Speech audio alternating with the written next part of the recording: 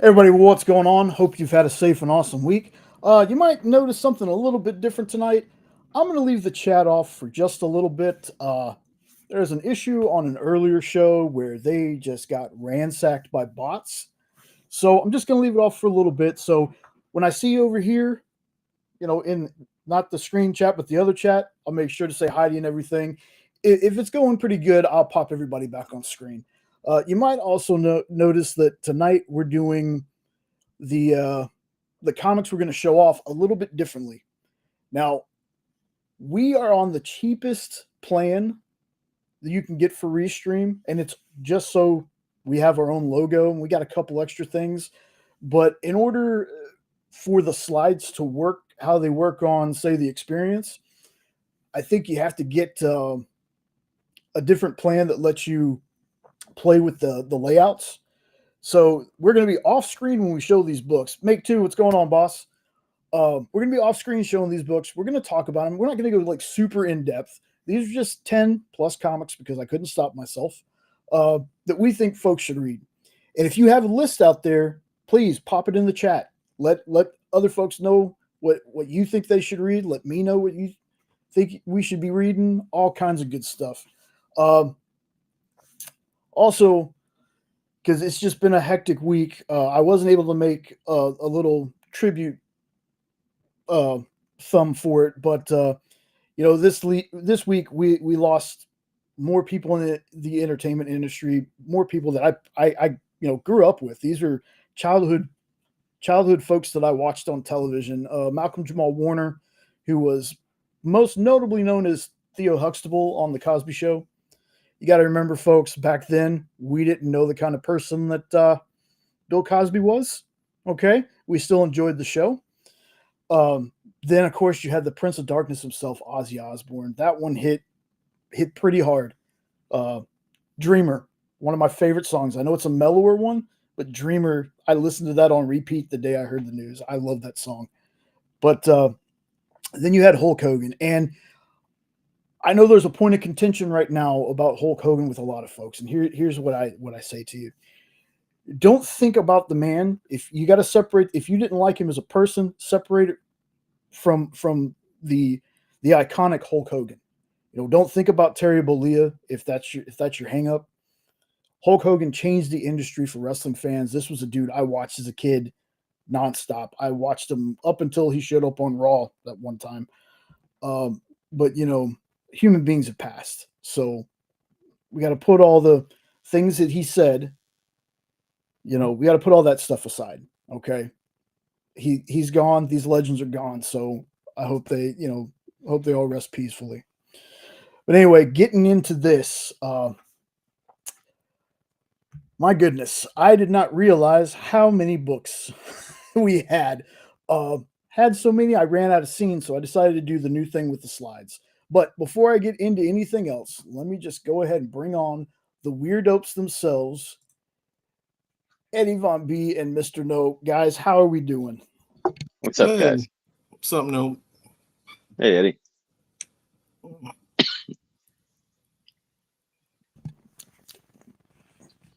It's been a week, fellas. Been a week. Yeah. Yeah. Weird week. Yeah. Definitely. I mean, Ozzy and Hulk back to back. That was like, wow. Theo was an accident. So that one, I can take that one a little bit better as a grain, but wow. Then bang, bang. Yeah. Yeah. And it's funny because I didn't even realize that I even liked really Hulk Hogan much anymore. But when I was doing that quick video, my voice crackled. I'm like, son of a bitch, I'm gonna get misty here doing this.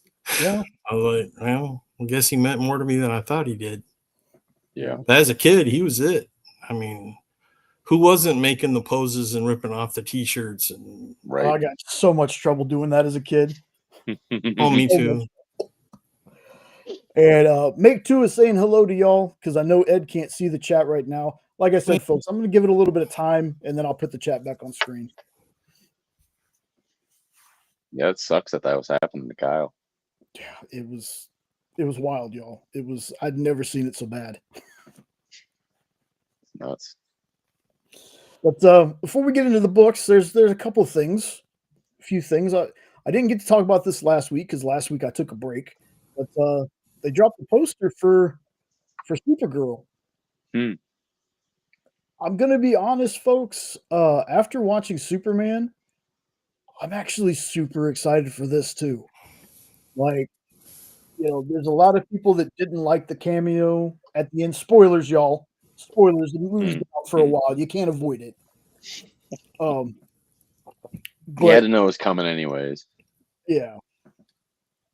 The weird thing to me is how they did it, where it was actually part of the movie. I couldn't believe that it was part of the movie and not like a mid or end credit scene kind of thing. But I thought that was cool how they added that. And a lot of people were like, "Oh, she shows up drunk." It's like, look, if you know the story of Woman of Tomorrow, you'll understand. It feels Plus, a little place, but there's nobody out there who hasn't had a cousin pop in and do that. Hey, what's up? And you got to take care of them. I was like, yeah, how you been? I loved it when she's like, later, bitch. That was so inappropriately funny, but it caught me. I was like, did she just? She did, just like a cousin would. Later, bitch. I was fixing to say, who out there doesn't have a cousin that every once in a while you call a bitch and they call you a bitch? Like it happens. I can call my cousin a bitch, but you better not. It's that kind of thing. I have cousins. I don't even know their real first name. So we call them everything else, but so. Yeah, so there's been a lot of trailers too that have dropped. Not for Supergirl, obviously, but leading up to San Diego, it feels like everybody's like, let's start dropping trailers now. Have y'all seen any new trailers that kind of piqued your interest on things? I don't think I've been seeing them actually. I haven't really watched much this week. Trailer I got some catching up to do. Yeah, there's a Predator Badlands, which I did. Yes, yeah, I did see more of a trailer for that one.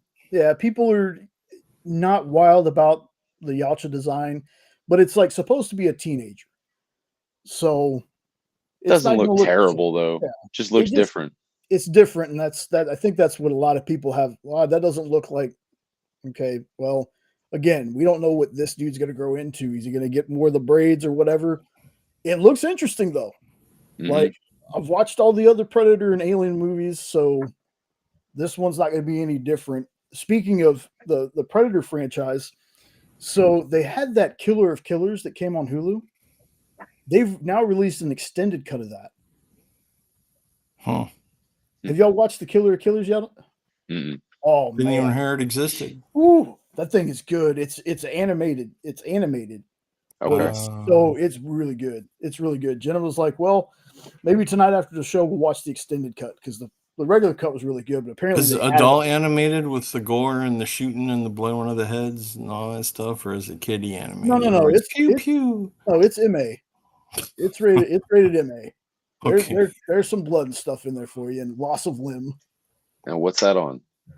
Oh, it's on Hulu. Hulu. Okay. So Disney. I'll never remember the name of it anyway. What was it? Predator Unhinged? What'd you say? Killer of Killers. Killer of Killers. So it's basically I'll tell you the basic synopsis of it is it's in 3 different time periods, and it's people that have beaten the Predators, and they've been collected to fight each other. Is Danny Glover in there? Oh no. Didn't they kind of do that concept before? Yeah, they kind of did. They dropped them on a planet, didn't they? But it wasn't people who beat Predators. It was just they dropped them on a planet to hunt them. Okay. Yeah. So these are the people who have defeated Predators fighting each other. And then whoever wins that is supposed to fight like this king Predator. So is Arnold supposed to be in it? No. You ugly son of a bitch. The chopper.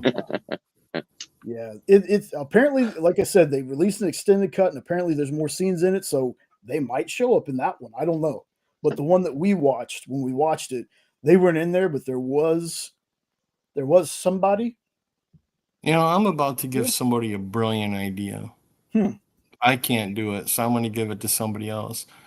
If people would go back and make movie accurate issues of some of the old 70s and 80s sci-fi and action movies, I would love to read The Predator and read the I Ain't Got Time to Bleed and see that in a comic book. Wouldn't that be fun, or is it just me? No, that'd be cool. No, I'd love to see that stuff. I always tell people that they're like, well, if the comics did exactly like the movie, what's the point of watching the movie? Because I can see it in live action. It's moving off the screen and vice versa. Okay, I watched the movie. I'd love to see a drawn Jesse Ventura saying, I ain't got time to bleed. Are you kidding me? Absolutely. Or Shane Black making those jokes that he makes. Hello. Why'd you say it twice? I didn't. The echo joke always gets me. I always love that joke. At Make 2, you're right, man. It is so hard. And I saw that too. It was hard not to see that. I kind of figured that's what was happening anyway. I have not watched it yet. We're planning on seeing it soon. Don't know what you're talking about, Jay. Fantastic Four. Oh, okay. So yeah, and then there's the Silent Night, Deadly Night trailer. That blows my mind that they're doing another one. That when you told me that, I'm like, what the actual hell? There's already like 7. What are they doing? They're rebooting it again. None of them are that good to begin with, is the thing. They're B-rated just for fun movies. Come on, man. Garbage Day. Yeah, exactly. That's exactly what I'm talking about. Best line ever. Let's see. I won't argue. What else they see? They released a SDCC trailer for Gen V, which looks super dope. What is STDD? What are you talking about? San Diego Comic-Con? Yes. It sounded like you said STDD, and I'm like, what is an STDD? Super transmitted disease. No. SDCC they've released some trailers. There's a Gen V trailer, which is the spinoff of The Boys, which is basically the younger generation of soups that are in this college for soups. If you like The Boys, Gen V is going to be right up your alley. Really dig. I need to give that a watch. I keep forgetting about that one. It's very good. It's very good. Are there any centipede people in it? I need to know. Who's who, Robbie? Because he says we got Dirty Dom, well, I know you're Goldberg, and Braun Breaker. I got to be Dom. I'm not big enough to be Braun. What's up, Robbie? Good to see you, man. And wow, that's big praise. Hold on. Oh yeah, I forgot I could do this. That's big praise coming from Robbie. Robbie is like the ultimate Fantastic Four fan. So that is good to hear. He finally saw one that he liked. That's awesome. I'd give it a 3. Yeah, I'd give it a 3. Yeah, I'm still excited to watch it. And the most exciting thing about this is not only do you have people loving Superman, a DC property, now you got people loving Fantastic Four, a Marvel property. So, Braun, yeah, that's what I figured. Braun Breaker down at the bottom. Nope, looks like a Braun. Let's see. What else was there? There was The Mighty Nine, which apparently is another campaign in the Critical Role series. So it takes place in the same universe as Vox Machina, but it's like 10 or 20 years down the road or something. That was a free comic book day book. Yep. I saw that and I was like, oh, wow. So you saw a trailer for it already? Yeah. Yeah. Trailer looks good. Is it going to be on Prime? Yes. Yeah. And it's the same animation style. Does that mean that they're going to quit Vox, or are they going to have this and Vox? I think Vox has one more season they're doing. Oh, Robbie, that's so great to hear, man. That is great to hear. I'm going to pop the chat back up here in a little bit, y'all, because it's looking okay. I say that, and then they dropped a new Peacemaker trailer. Man, that Peacemaker looks good, and they've already shown, if you've watched the first trailer, that there's going to be multiverse, but it's a little different multiverse thing than I thought was going to happen. So I'm really excited to see Okay, full review. If y'all are not subbed up to Pop Culture Philosophers, which I don't have the thing in here. Dang it, I always do that. It's in the description of the video. So check the description of the video. Make sure you check out Rock and Robbie Live tomorrow. That's another thing I forgot to talk about. I'm all over the place tonight, folks. It's been, like I said, it's been a week. Right now, on Bronze Age Nerds channel, they're doing a live art sale for Heroes for Heroes. So Some awesome art on there too. yeah, so make sure you go and check that out. Support that great cause, and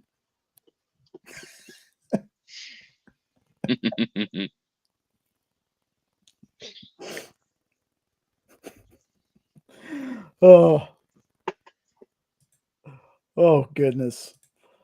But yeah, make sure you go over there, check them out. It's not gonna hurt my feelings, y'all. We'll be here for a while. We're not even close to getting to the main topic yet. Imagine that starting with a tangent. I know, right? Because I also forgot to talk about Garrett Gunn has a book out on Kickstarter right now called Happy Place. Make sure you check that out. I want to say Brian Belando does the art in it, and Brian Belando, lovely human being, by the way, lovely dude. I really dig his art. He did most of the art. He did all the art for Hocus Pocus and Grandma Chainsaw. Dude, if you buy that book, try not to touch it too many times, or you'll go blind. That's why I wear glasses. Oh, look at that. Oh, Robbie got a countdown. Yeah, I knew you meant tip, till, whatever. I knew what you meant. Robbie's counting down the days too, man. Gotta stop acting like you invented Halloween, Robbie. Yeah, really. Kidding. Oh, goodness.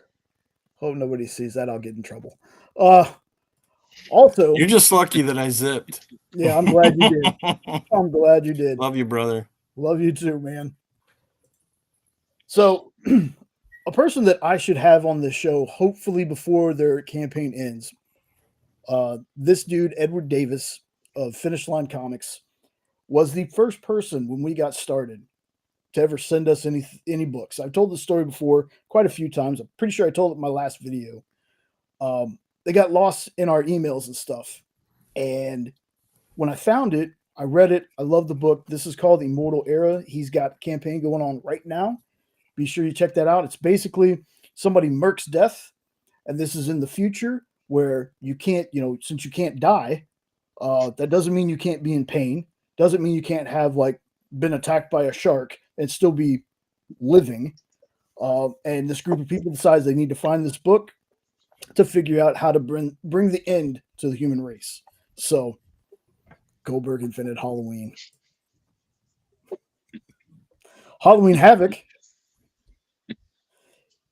Oh, there we go. There's a question for Ed right there. Stop, Eddie. Underground comics that you might saw. I haven't had a chance to look at any of my old comics for a long, long time, unfortunately. So no, I have not. Yes, Robbie, thank you for reminding me. I had that saved somewhere, but I totally freaking forgot about it. Joe Corallo has a book on Kickstarter right now. Let me go ahead. I'm going to go ahead and grab that link. I ended up getting his, he did a King Arthur and the Knights of Justice. I got volume 1 of that. Really dig it. Very, very kind of different from the regular story of the cartoon, because I loved that cartoon as a kid. Do they sing Knights of the Round Table? Because if not, then they don't count. No, it's...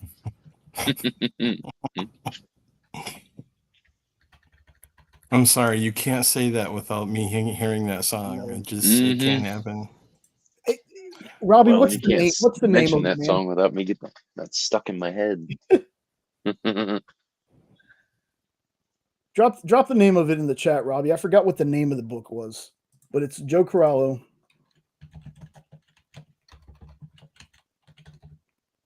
But I don't know how to spell his damn name because probably Joe. Oh, that part I got. Thanks. Appreciate anytime I can help, brother. Appreciate anytime. Maybe a Y. Maybe it's a Y. Yeah, as soon as you drop that in the chat for me, Robbie, I'll grab a link to that. I could have sworn I grabbed it, but I guess I didn't. And as always, folks, just browse Kickstarter. If you've never been on Kickstarter before, it's a little overwhelming, but there's a lot of great stuff you can get from Kickstarter. If your credit cards are near maxed out, stay away from Kickstarter and do not take his advice. That is true too. Because you will get addicted and you will find several things that don't sound like much until you add them together and get the bill in a month. Yeah. But everything seems so exciting when you're reading about it, though. Totally. Like, oh, this is something I never thought I needed. And it's only $25. Yeah. Cool. Oh, look. Stretch And this goals. one's only $30. There you And then go. the end of the month comes. $3,400. What happened? I have read Dahlia in the Dark. Really, really dug that book. We got to read that for I want to say it was back when we were in stores this week. There we go. There's Joe's Kickstarter right there. So be sure you check that one out. I always want to shout out the Kickstarter folks because a lot of my friends are also in the super indie part of comics.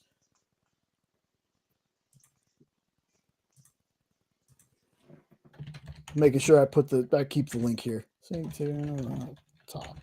That's the other cool thing about Kickstarter is when you help the independents, a lot of the times you'll end up becoming friends with them because there might only be 50 or 100 people that support their book, so they get to know the names. And that's how I became friends with a lot of people in the comic industry is from Kickstarter. Yeah. Joe's one of those guys that on movie nights, if he and Jelani are on the same show, and it's a movie that they don't like. Oh. My goodness. Like Joe, Jelani, like they're all good guys, they're all funny, but Joe and Jelani, man, they get into some stuff and they're hilarious. If Jelani's on, I'm there, man. He kills me. That Flintstone episode is still some of the funniest TV that wasn't TV that I've seen in a long, long time. I love that so much, man. When he goes off about the theme. Oh yeah. Ass! It's total ass! A fucking song! Yes. I have to go rewatch that episode. That was one of the greatest shows ever. And here's another thing, getting back a little bit, we won't stay on topic for too long. But another thing is for Star Trek fans, Star Trek Starfleet Academy got a first look teaser at Comic-Con. The hell is that? I don't know. It's new. It is a Star Trek show, I assume. And on this week's episode of my show, I'm going to show you a thing that I don't know what it is, but I'm going to say, here's the thing. Yeah, go look. People got Google if they're watching this. What was it called? Star Trek Fleet Academy? Starfleet Academy. Let's see. It's going to have... I wonder if that's the new animated show that's going to take over for Lower Decks. No, it's live action. Oh, okay. Original Paramount Plus series set to arrive in 2026, just in time to celebrate the franchise's 60th anniversary. There's a teaser trailer. It focuses on a group of young cadets looking to earn their place as Starfleet officers, and it has Paul Giamatti as a villain.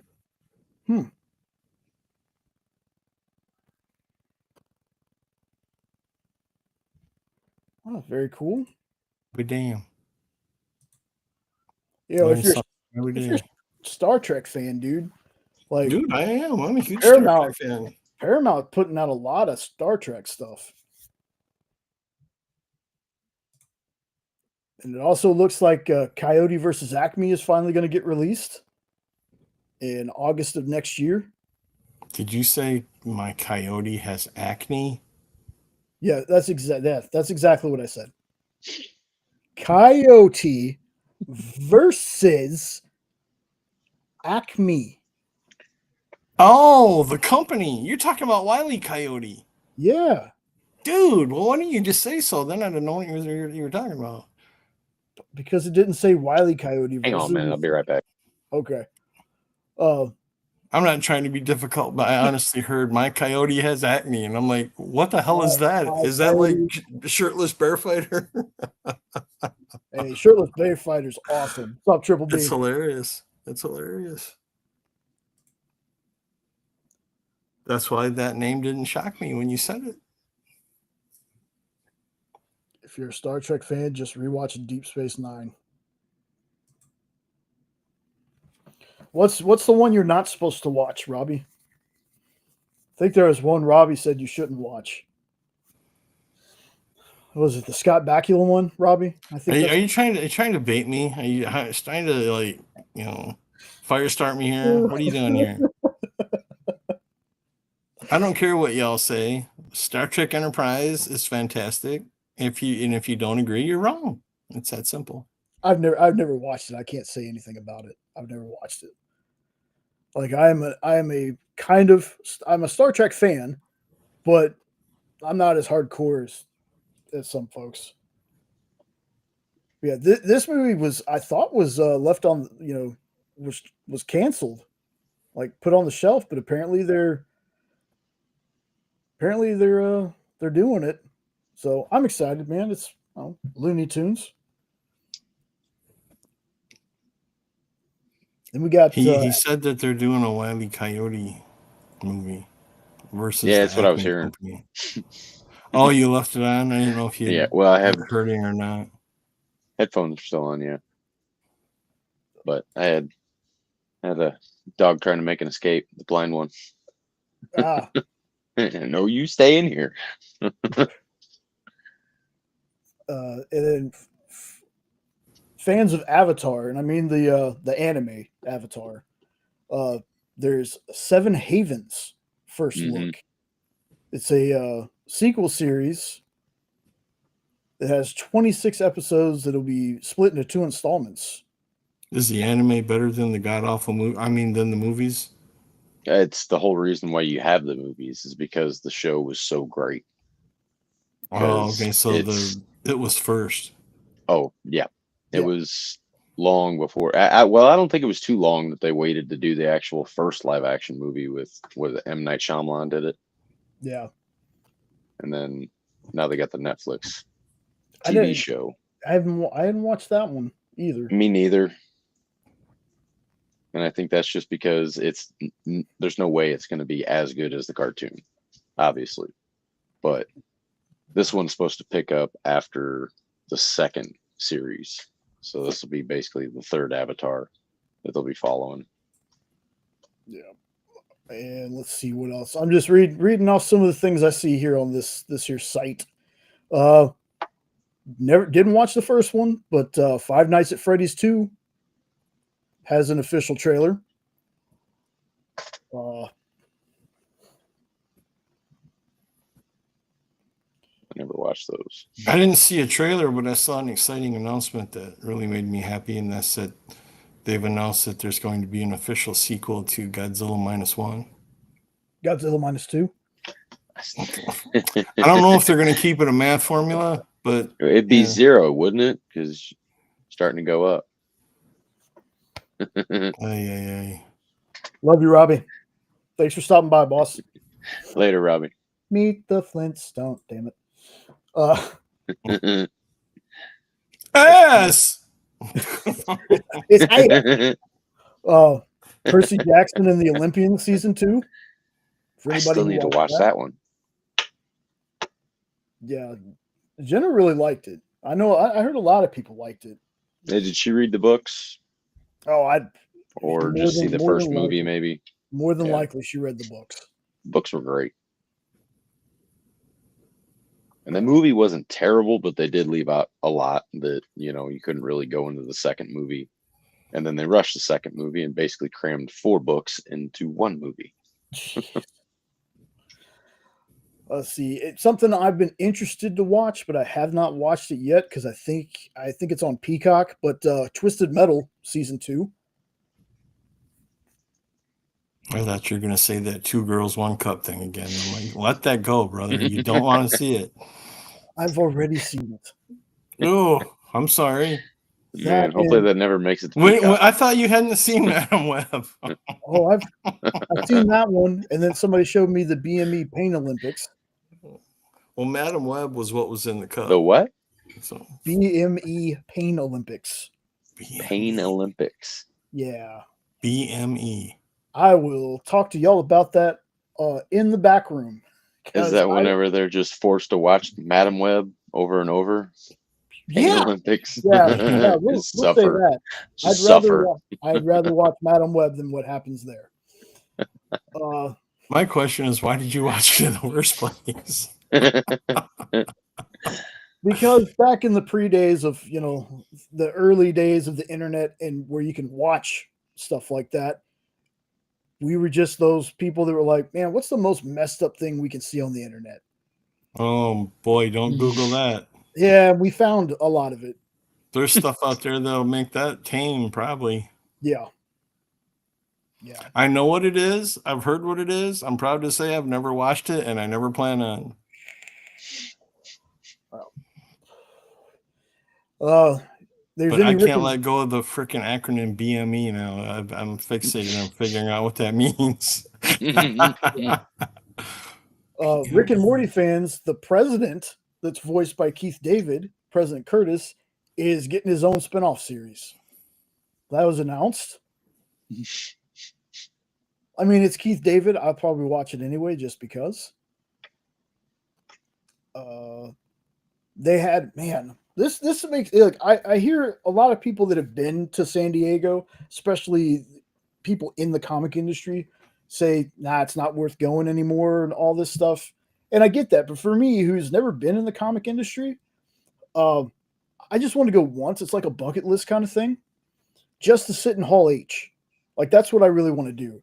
Because apparently folks there today, I don't know if it was Hall H necessarily, but Alien Earth fans, if anybody's followed the Alien Earth show that's going to be coming out, they were treated to a world premiere screening of the pilot episode. Stuff like that's got to be awesome. Like, I'd love to do that. I'd love to be the person that's like, oh yeah, I saw this before it was even released anywhere. But it's a Hulu FX show, I guess. Jenna's really excited for it. She's watched the regular trailer, like she's probably a third of the viewership of that. Because she's a big Aliens fan. And then let's see some other boys news. This is kind of something we already knew, but there's basically going to be a Supernatural reunion on The Boys. Because Ryan Kripke, who created Supernatural, created The Boys. Hey, how's it going?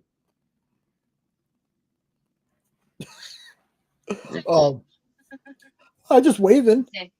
Say hello. She can't hear you now. You got the headphones on. Oh, that's right. So I'm just waving like a dummy. Maybe I can get another free meal from McDonald's. Nothing. So say something unhinged and then run away like a smile child. Bucket list. Oh, there we go. Came up. I want to go to Mile High Comics. Always saw the ads. I'd like to do that once as well. In Colorado? I think so. Yeah, it is. That's why it's called Mile High. Part of the course. But Eric Kripke also created The Boys. And I think I've talked about this before. I repeat myself, y'all, so I probably have.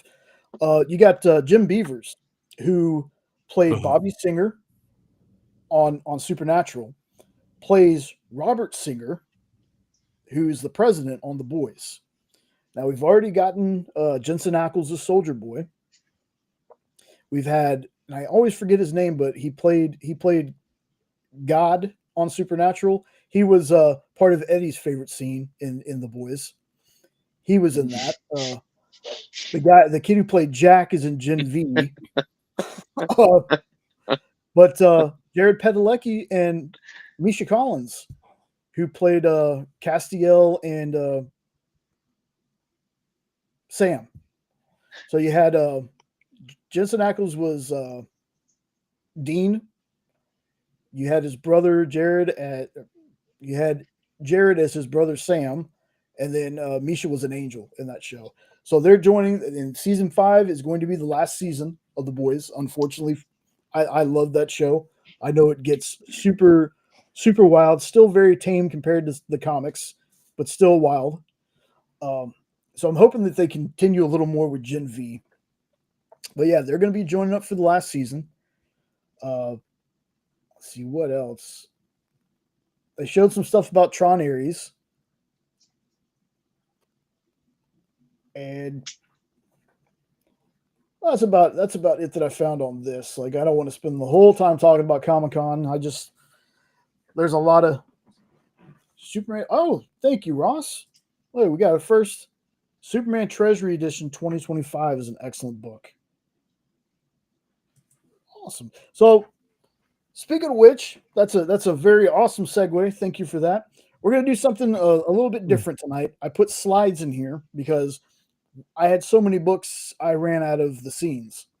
So I was like, well, I want to be able to give everybody their own thing. So what I did was I made a slide deck. And what we're going to do is get it like that. Now, chat's back on the screen. But we're going to go with the first book. First book is from me. And these are just, my only parameters for this was you can get it from a comic shop. That was my parameter. So there could be Kickstarter books in here that had a retailer tier that, made it into the comic shop.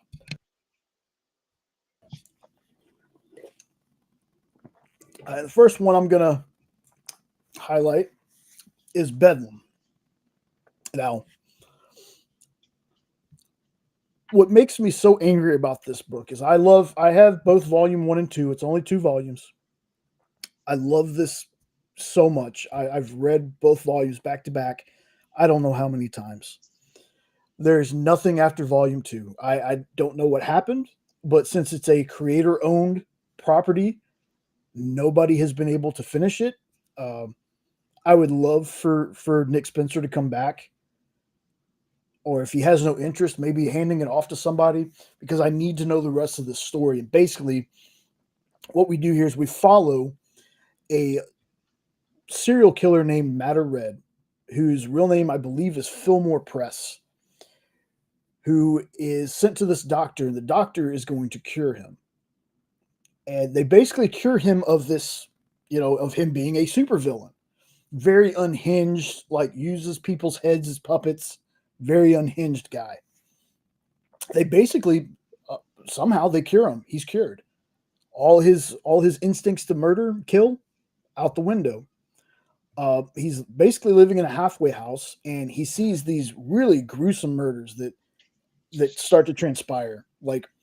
And he thinks he can help the police. So what he does first is he tells the police it's him, just so they bring him in. And then he kind of helps them. He helps them with the case. This is it's very violent, very gruesome. It's so well told, and it's one of those that if you've never read it, if you're okay with making yourself mad, not getting any more, like I put it on the list because it was that good to me. Like, I really enjoyed this book, and I was very sad that nothing ever came after the second volume, because the second volume is where a lot more of the twist happens. So it's a very cliffhangery book, but not the first book I've had like this. There was another one called The Atoll that was about people getting kidnapped and having to fight a giant shark to win their freedom. And that only went 2, maybe 3 issues, and then it just disappeared. But yeah, this is Bedlam. This is an Image book. If you're into that wild kind of stuff with serial killers and things like that, murder mystery, definitely up your alley. Make sure you check that one out. That cover kind of reminds me of that other series that's going on right now where it has like pictures of JFK on the cover with his X's over his eyes. Department of Truth. Yeah, that. Yep. Yeah. I don't know why, but it reminds me of that. I can see that. Yeah. Yeah. I didn't even notice that till you said something. Yeah. Huh. I thought maybe they were related somehow. No, I think Department of Truth is like basically conspiracies are real. All right, so Aren't they all? all right. Gee, I wonder who said this one. It wouldn't have been me, right? Oh, really?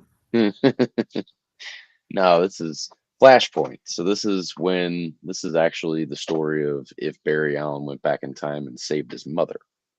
So, in this story, doing that causes major ripple effects and screws up so much stuff.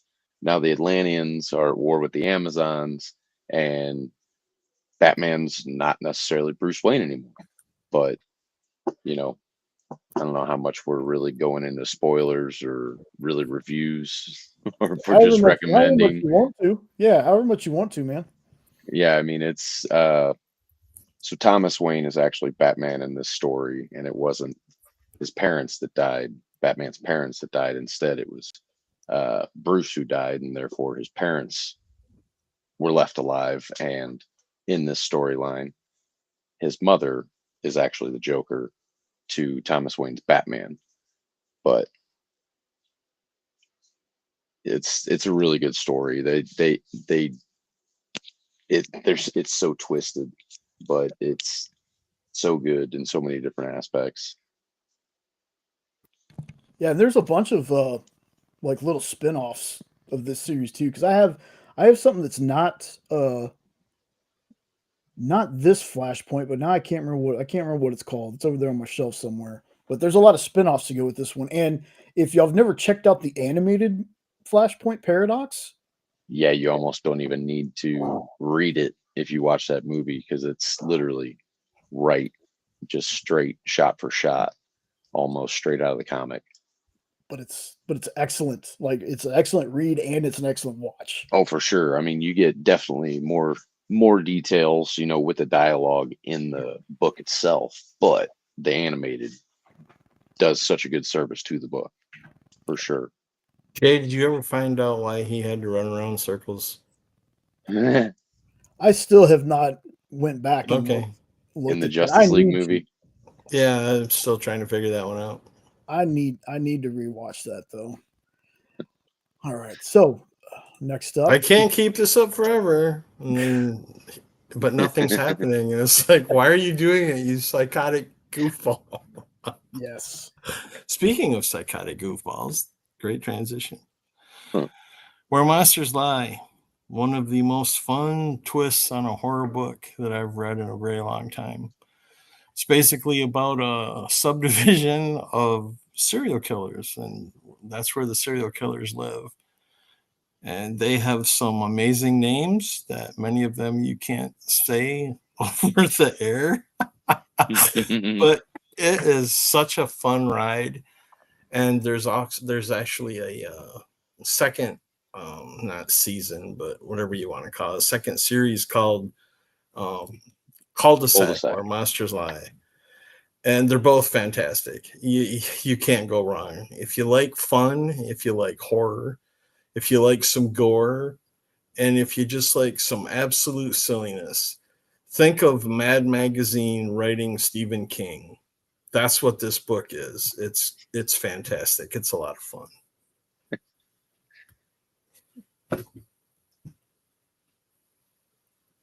I can't believe they're actually going to Kickstarter with the next series. Yeah, I wonder why. I wonder if that has something to do with the diamond thing. And whether or not it's going to be like a trade or if they're going to do it issue by issue.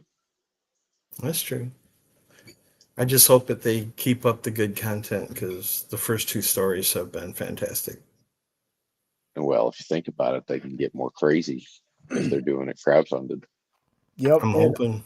I popped that link in the chat. Now that's a that's a pre-launch page, which I'm going to make sure that I follow right now. So basically, it's going to be a 48-page one-shot that sends our heroes to places they've yet to be and run into new monsters we're yet to see. They've been to Side A in the first volume, and then they've been to Site A in the first volume, and in volume 2, they went to the Cannibal Hillbilly, Site C, and Frightful Site B. So what's next? So I'm going to be really, really curious to see what the plan is. Hopefully they do a retailer tier and folks can, ask their comic shops to try to get this in.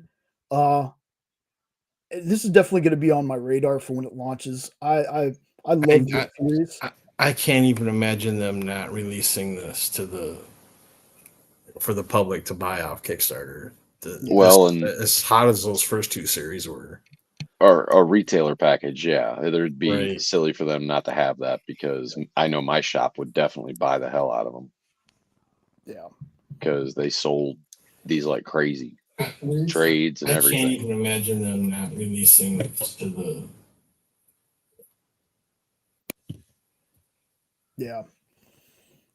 So yeah, make sure you check out that pre-launch. Go to your LCS, pick up the first 2 volumes. They have both volumes out. Just such a fun, and just this was another one of those things, like some other books I have on the list here. This would make a great show. I would watch the hell out of this if it was a show. Definitely. No doubt about it. All right. So definitely see this be like an Adult Swim. Yeah, if they went the animated route, yeah, 100%. Definitely. Let's see. So next we got another Jeff Johns, because I noticed, Flashpoint, Jeff Johns. This is Blackest Night. We have most of these collected in hardcover. There's, I think, 2 or 3 out of the set that I'm missing. But this story is a story that for many years I was hoping that DC would get on the right track and be able to eventually get to. And if not do it live action, I would have loved for them to be able to do a DC animated universe movie of this. Blackest Night is basically, there's a ring bearer that's the Black Lantern Corps by the name of Black Hand, and he basically resurrects dead heroes. I don't want to go too much into this one because this is one of those you can do just fine just grabbing Blackest Night. The other stories do add a lot of stuff to it, but you're good just reading Blackest Night. But I mean, these were some heroes that were killed off long ago that they bring back too, like Sue Dibney, who was Elongated Man's wife that was murdered in an issue. She gets brought back. Like, it's crazy. And, eventually we get to another Lantern Corps gets created out of this that didn't do as well. But Blackest Night is it's one of those stories that especially if you're a DC fan, I think this is a story you should definitely check out. So I wonder how nobody's ever recommended that I will read this before. We have, though. We have. This one we have. It's the other one that we didn't. I'm just joking. So how many other spin-offs to this one is there? I know about the Flash one, but how many others that you know off the top of your head anyways? Let's see. He's got them on his shelf. He's like, I'm going to get up for this one. Hold on. I will count them. Just 1 second. Because I know there's a giant omnibus that basically collects most of them or all of them, but I think they also split those up into like the hero side and the villain side, because they did that for the other series, the other Night Terror series. I'll do this real quick. Just where's my there we go. Wow, with the chat on there, I didn't realize it spread out that photo. So you got Blackest Night. Ooh, knocking shit over here. Then you have Blackest Night, Black Lantern Corps. Okay. Let's see. This was volume 2. Because here's Blackest Night, Black Lantern Corps, volume 1. Mm. Then you have Tale of the Corps. Then you have Green Lantern. Then you have Rise of the Black Lanterns. I don't even know if these are in order anymore. It's been a while. Then you have Green Lantern Corps. Then there's Rage of the Red Lantern, which is a prelude to Blackest Night. And those are all the ones I have. I think I am missing, 2 or 3, because there's an Orange Lantern one, and then there's like 2 other ones that I can't remember off the top of my head. And then Brightest Day, wasn't that the continuation, the next series to the? Yes. Okay, because I know I've read the Flash run of the Blackest Night and then Brightest Day, but so I have it's still a lot of issues just doing all the Blackest Night series. Yeah, I have 8 right here. I have 8 volumes of stuff. Sheesh. Varying page count. So there's definitely a lot. I think I've only read through it once. Well, they definitely knew that they had something to sell for sure. Yeah. Yeah. And, again, I'm a fan of Jeff Johns. I know Jeff is kind of polarizing to some folks, but I'm a huge Jeff Johns fan. But yeah, He does really well tying everything together. Oh, yeah. To me, he was the one who kind of put the Lanterns back on the map, because there was a while there where Green Lantern wasn't very popular in comimics. But yeah, because then they made Hal Jordan the bad guy and then brought him back, and then there's a lot of confusion. Yeah, Parallax and all that. Yeah. But so Blackest Night is on. None of these are in any kind of order, folks. It's just, I just threw a list together. So take that as you will. Now, here's one that, nope. Hell yeah, go ahead. Space Ghost. This is basically Batman and the Space Ghost cartoon mashed together, because Space Ghost is way grittier in this and just more realistic. So it's not so cartoony, and so by golly, by George, kind of talk or anything like that. It's actually consequential things happen. There's I think the way that it's kind of explained is the what's his name, the Barack, the bug guy, man, Zorak. Zorak. He's basically Charles Manson version of, that's kind of the inspiration that drives his character depth. So he's crazy and just this cult leader, and just going around the galaxy trying to bring back the Lokar.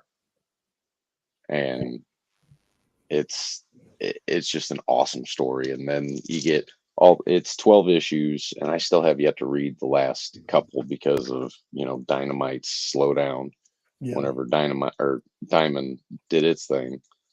But they did so good writing all these, and so many of them are literally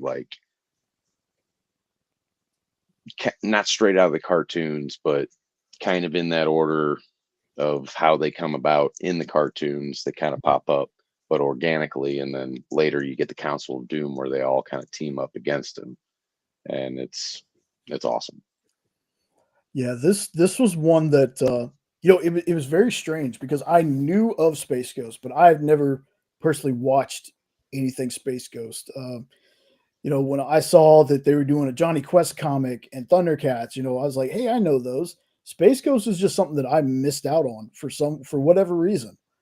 And, I knew about, like I said, I knew about the goofy late night talk show kind of cartoon there was, or whatever that was, the Coast to Coast. Mm-hmm. But I can say this, and David Pepos is great. I love most of the stuff he's written in this book. paired with Jonathan Lau's art has made me such a fan. Absolutely. Like, the art in this book is, pun intended, otherworldly. Like, it really is. And this one is one that I had gotten to read the first 3 or 4, and I was like, this is getting traded. So I'm gonna pick this up eventually and read through it. And then they have the annual that's out right now. And I can't wait. I hope they do a hardcover for it. yeah. Yeah, that's one thing I always say about collected editions of things. If you can get the hardcover for a couple bucks more, get the hardcover. Well, because I think they also got it broken up into, I think, 2 different volumes for the trades. Okay. And then I'm sure the annual is not even a part of either one of them. So with the hardcover, you'd probably get all of them together. Yeah. It's such a freaking, like, and there's so many awesome covers for that series too. So many different iterations. You got the Jay Lees. This is I think the Bjorn Berens. But like, there's not a bad cover for that entire series from any artist. And then the first couple have all the different Comic-Con and the exclusive covers. It's nuts. Yeah, great book though, folks. If you're a fan of the older Space Ghost, because like we said, this is a more serious take. This isn't the coast to coast one you're reading, and I know that kind of turns some folks off. But if you've never read Space Ghost or never knew of Space Ghost, this is definitely a series to jump into. See if you dig it. Or if you've ever read the DC Space Ghost, they did like a 4-part, I think, on that one. It was very similar to this, but okay. And I think we got Oh. I'm talking about another good horror book. If you want something new and updated in the slasher genre, you can't miss with Harrower. This one really shocked me. And not that it was, over the top graphical. It was, but that's not what shocked me. What shocked me was that it was not only a slasher book, but it was a great story. And when you can tell a good story and still put the horror element in there, you got a home run for me. And this series was a home run for me. Came out about the same time as Where Monsters Lie. And when I was getting those and reading them for the first times, it was a wow factor. So if you want to try some slasher, I would recommend give this one a whirl, because it's one of the best ones that's come out in a very long time. Boom has been on a roll with their horror, and Harrower was a home run.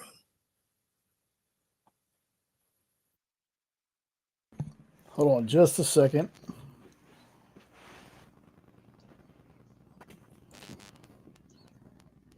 All right. There we go. All right. I really enjoyed this series too. Yeah, it had a very like 80s slasher vibe to it. Definitely. But I think it was only 4 issues, and I can't remember if they were going to do another series or not. It seemed like they wanted to, for sure. I've heard rumors, but I haven't heard anything solid. Believe me, I've been watching.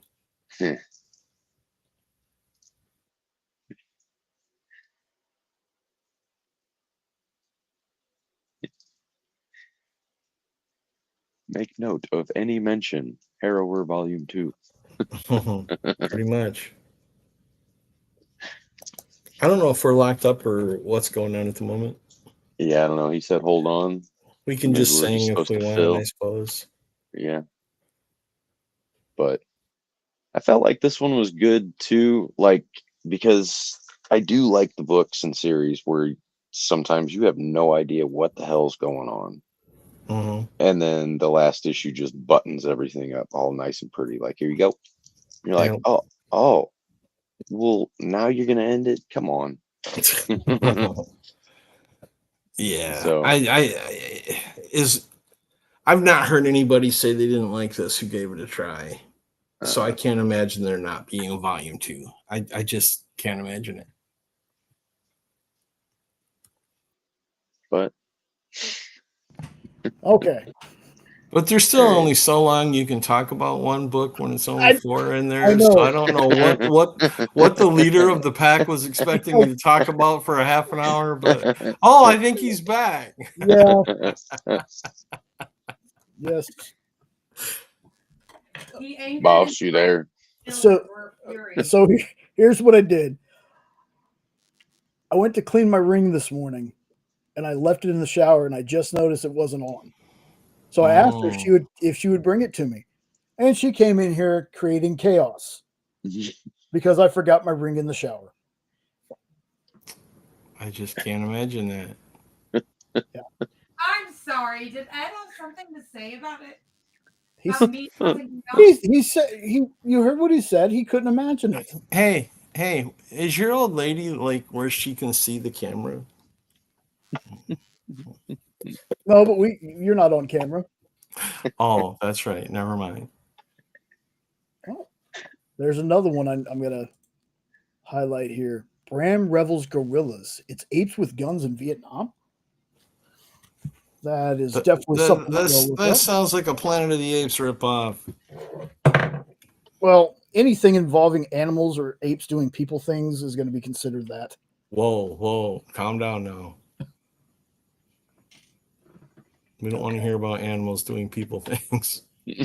Beneath the trees where no one sees. Yes. Anyway, so moving on to the next book. That's that thing that your ditzy wife did a whole show on. Gears of War. I didn't know they had Gears of War series. Yep.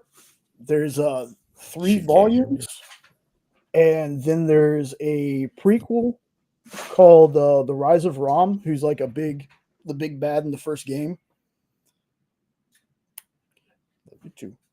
And then the Rom? What? Is it the Rom or a different Rom? He's just named Rom. So it's not the Rom robot from the 70s.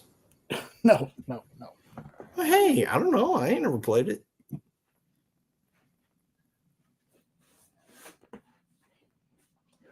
So what I'm going to do is, once again, it's just to make it easier. Just to make it easier for folks. So here we go. Wait, here we go. So we got first book right here. Back cover. Then we got book 2. Now, are these based off of the stories of the games, I'm assuming? Yeah, it's kind of a mixture of the games and the books, which we have almost all the books too. Like this is my series that when people are like, "Hey, are you kind of, low key obsessed with this?" Yep. Games, comics, the books.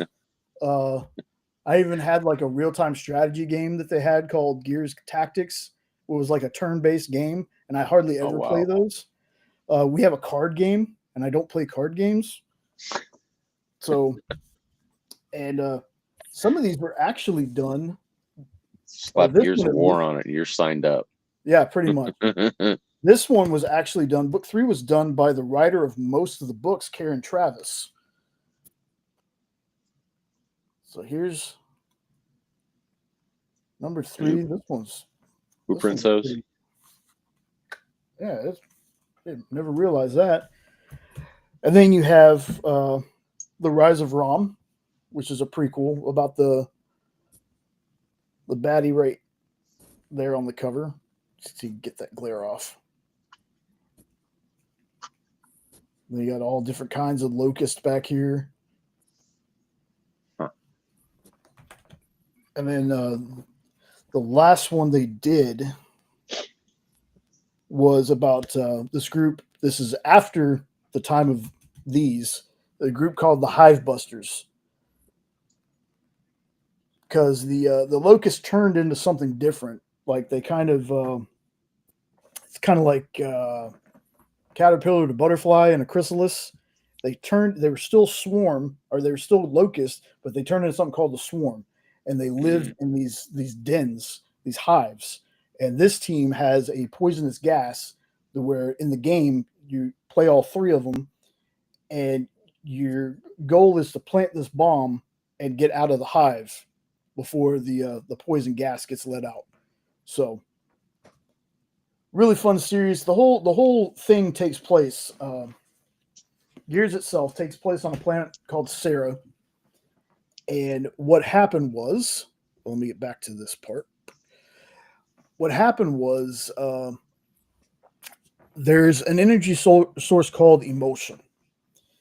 Well, the emulsion was causing these genetic defects in the locust that lived underground. Like, people didn't know about these things for years.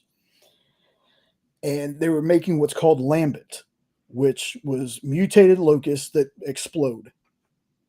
And there was a war underneath the people of Sarah that they knew nothing about. They just thought they were trimmers and stuff. Well, the locusts decide, we're done with this. We're taking over the surface. And you have these groups of people fought in this war that spanned, like, I think they said it was like 78 years or something like that. So these folks had, I think, maybe a month or two, maybe a year of peace where they weren't fighting, to where they went right back into it, and they have to fight these monsters. And like I said, it's just a series that it's one of those. I didn't see myself playing games like that. Like, I'm going to play wrestling games or Batman games until I had a buddy buy the game it was cheap, the first Gears game. And the first time I used a chainsaw gun, a Lancer is what they call it. It's a big old heavy duty gun with a chainsaw attached to it. You rev it up, you slice through people. I was hooked on it. Like a bayonet. So, yeah. And they actually have one of their guns had the bayonet at first. And then there was another character in the game that was in, I guess, a rundown like hardware store, and had run out of bullets, and the bayonet had broken off onto one of the locusts, and the next thing he could grab was a chainsaw. And he decided to take it to another soldier whose dad was like an inventor, a scientist, and invented weapons and stuff for them. And then he integrated the chainsaw into the gun. So very gruesome series, very awesome series. This is just, again, this is one of those video games that I'm wild about. So when I first learned that they made comics, and the first one came out is a Wildstorm book. The other two in the series were DC. And then the last two that I showed, The Rise of Rom and the Hivebusters, were IDW. So they kind of span. And there's going to be a Gears of War Emergence, which is set the events before, like the day that it happens. They call it Emergence Day, so E-Day. The game's supposed to be set when that first happens. So I'm hoping we get more comics and stuff. So, like I said, if you're into sci-fi goodness, like, this is definitely a series to check out if you can. Like, some of this stuff is out of print, or at least it was. I thought, like, I told Sean, hey, the hardest one's gonna be getting this one because it's out of print. And he went to Space Cadets one day and found it. So just because I say it's out of print, it probably isn't out of print. It's just hard to find. But yeah. All right, let's see. Moving on to the next one, and we got Batman Offworld. Yeah, so this is a story written by Jason Aaron. I think it's only a 6-part series, but this is basically Batman loses at the beginning of the story and gets his tail whooped by an alien who's the actual big guy right there in the background. Or maybe not the same guy, but of the same race, same species, all that stuff. So once he loses, he realizes he needs to go into, training mode and go and figure out how to beat these kinds of aliens. So he goes off into space, or I can't remember if he gets I think he goes willingly. It's not like he gets abducted or nothing like that. But he goes off and it's part of the swarm. Like, man, I can't remember what it's called, but it's basically kind of like what you were talking about. But it's all the aliens that get conquered throughout the galaxy, and then they join this guy's group.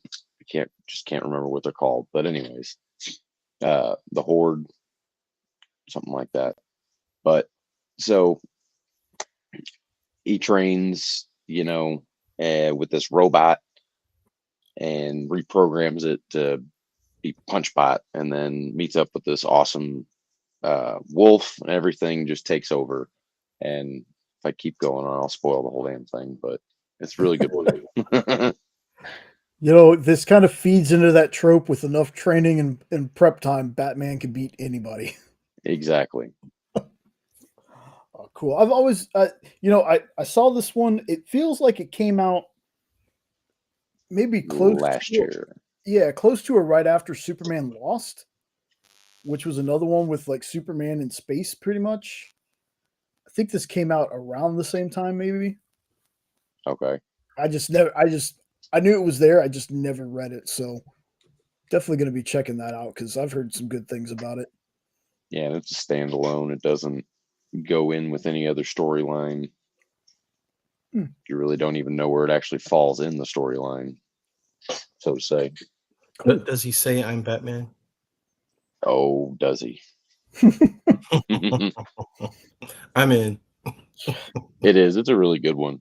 A lot of cool. The art is just as good right here on this cover throughout the whole interior. Is that supposed to be like Metamorpho or something there in the background? No, it's an alien, kind of like the Steppenwolf kind of character in the Justice League movie, but definitely much tougher and not as easy to beat, or whatever you want to call it. Right. Batman says, "I'm not impressed," just the same. Awesome.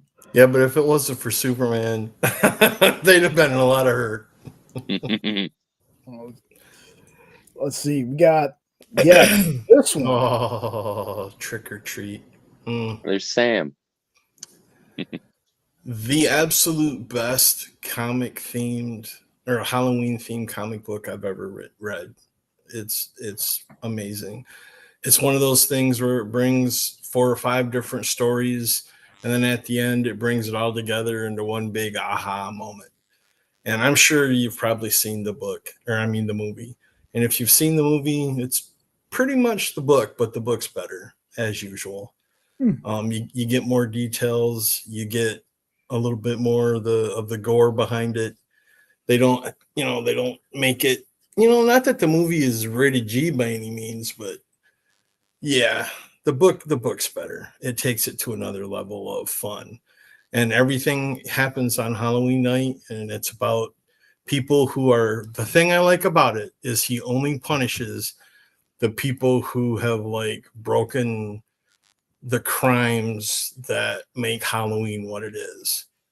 So if you're somebody who smashes all the pumpkins, he's going to come get you.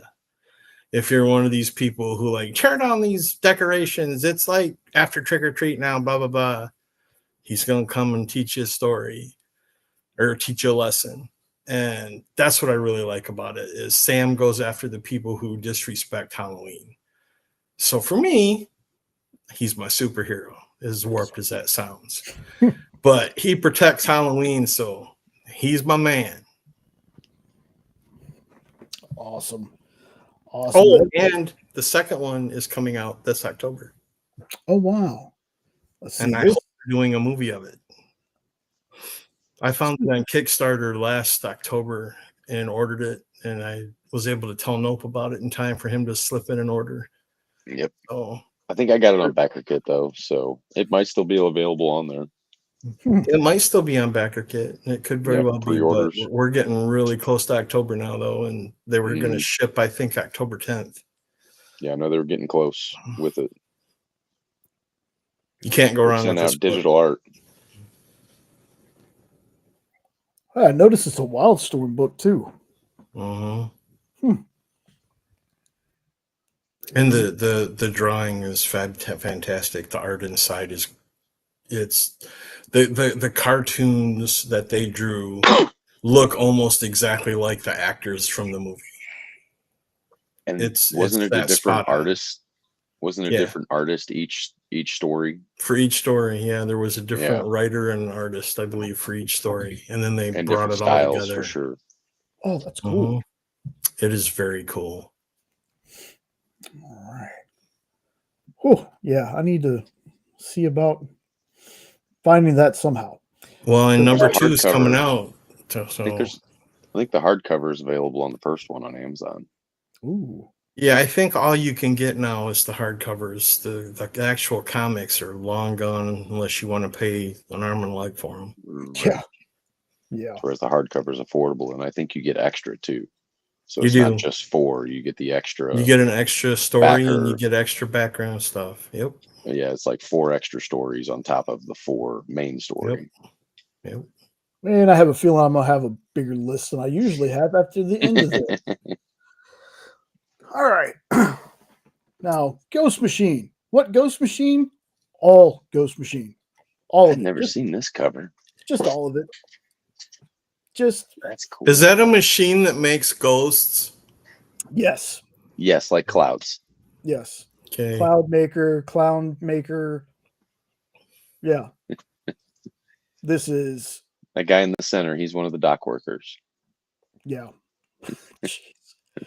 You got Geiger, you got Junkyard Joe, you have Rook, you have Redcoat, you have, I want to say that's the Rockefellers down there, but I'm not Yes. 100%. Yep, that's the Rockefellers and what's her name? Direwolf Mm. next to Rook. Look, here, folks, here's what I'm going to say. This is a Jeff Johns pretty much thing, too. Ooh, a new Sleepy Hollow book. Huh. I haven't heard about any of that either. Keep ruining all my surprises that I had coming up, Jay. Go ahead. Well, I didn't. Go ahead. Keep it up. Add some more stuff. Come on. Keep talking. What did I do? I'm just reading Corey's comment. Just joking, dude. I know. Just totally joking. I know. But anyway, from What's up, Corey? The universe. Yeah, Corey. How's it going? Yeah, I hadn't heard of What's that up, yet. Corey? All this stuff that I've read from here has been just awesome. Like, if you haven't started reading any of this stuff, you really should. Again, me being a huge Jeff Johns fan, all this stuff is right up my alley. Now, I don't think Jeff writes everything, No. but these are going to be interconnected. They haven't really connected some of them yet, I don't think. But again, I haven't read everything. No, they've had connections between Junkyard Joe and Geiger. They've had connections between Redcoat and the Northerner, but the Northerner hasn't had a series of his own yet. And then Rockefellers and Hornsby and Halo, they're supposed to be in their own little sector, but they haven't had any crossover. And I don't even know what Rook's supposed to. But yeah, eventually they're all supposed to cross over into one big event, but who knows how long that'll take before we get there. The dragons are still coming. Yeah. It's going to be the greatest thing you've ever seen. The ghost machine is in the basement of a firehouse, and this prick comes in and makes him turn it off and lets all the ghosts out. It's great. Yeah, maybe. Just a universe full of ghosts. Oh, There's the I love first you, one Jay. right down there in the bottom. Grandma. Ah, the grandma universe? All right. jeez. Can't wait for that one. I wonder if I'll like it. I guess it all depends. But bum. There's been a ton of Geiger original art. The funny thing is, Geiger is something that Jenna and Sean had actually started reading before me. I didn't read any Geiger until it was released under this Ghost Machine thing. Yeah, because it wasn't originally part of it. It was a standalone. Yeah. But it seems really cool. Makes me want to go back though. Like that's the other thing about this Ghost Machine stuff. It makes me want to go back, before they decided to do this connected thing and read the older stuff. Because I hear all the time how awesome Geiger is. yeah, the first volume's great, and it's not necessary to enjoy the second volume, but you understand, his hesitation whenever you get Junkyard Joe coming in this volume because of his first meeting with him in the first volume. And then you also there's actually another book called The Blizzard that's supposed to be part of all the unnamed universe. That's another where they're off in the northern place. I think they're a bunch of escaped convicts, or a couple of them are, but there's a monster that basically is chasing them, but it's just unseen. They never see anything, and it kind of plays into their fears and makes them do crazy things. It's kind of confusing. I never really understood it, but it's a good story, but still had me going, well, how does this tie into the rest of it? I don't see anything here, but I was told to read it. Yeah, I think the only thing out of this universe that I haven't really read too much of was the Hornsby and Halo stuff. That's good. Like It's really good. Redcoat and Rook, though, have been like my two, like the other stuff I have read has been great, but there's something about Rook and Redcoat that those are my two favorite things. But I've also only read issue 1 of Hyde Street, like the one issue that I read. But Redcoat is one of my favorites because it's funny. It's a dude that stumbles into this ceremony going on where they're going to give this other person immortality, ends up going to him. So apparently he can die, but he resurrects, if I remember it right. And it's him going throughout history. And his name is Simon Pure, which is the most ironic name you can give this character because he's anything but. And Rook, he's working on it. He's working on it, yeah. Rook is one of those comics that, Vicious Circle has art by Lee Bermejo. And to me, Vicious Circle has some of the most gorgeous art in a comic book. Rook is that for me too. You could make Rook a silent issue and just let the art tell the story, and it would still sell out because I need to look up who does the art for Rook because I don't remember off the top of my head. But I think the last name's Fabic. Okay. I think. Can't remember the first name, but I think Gary Anderson is the writer on that one.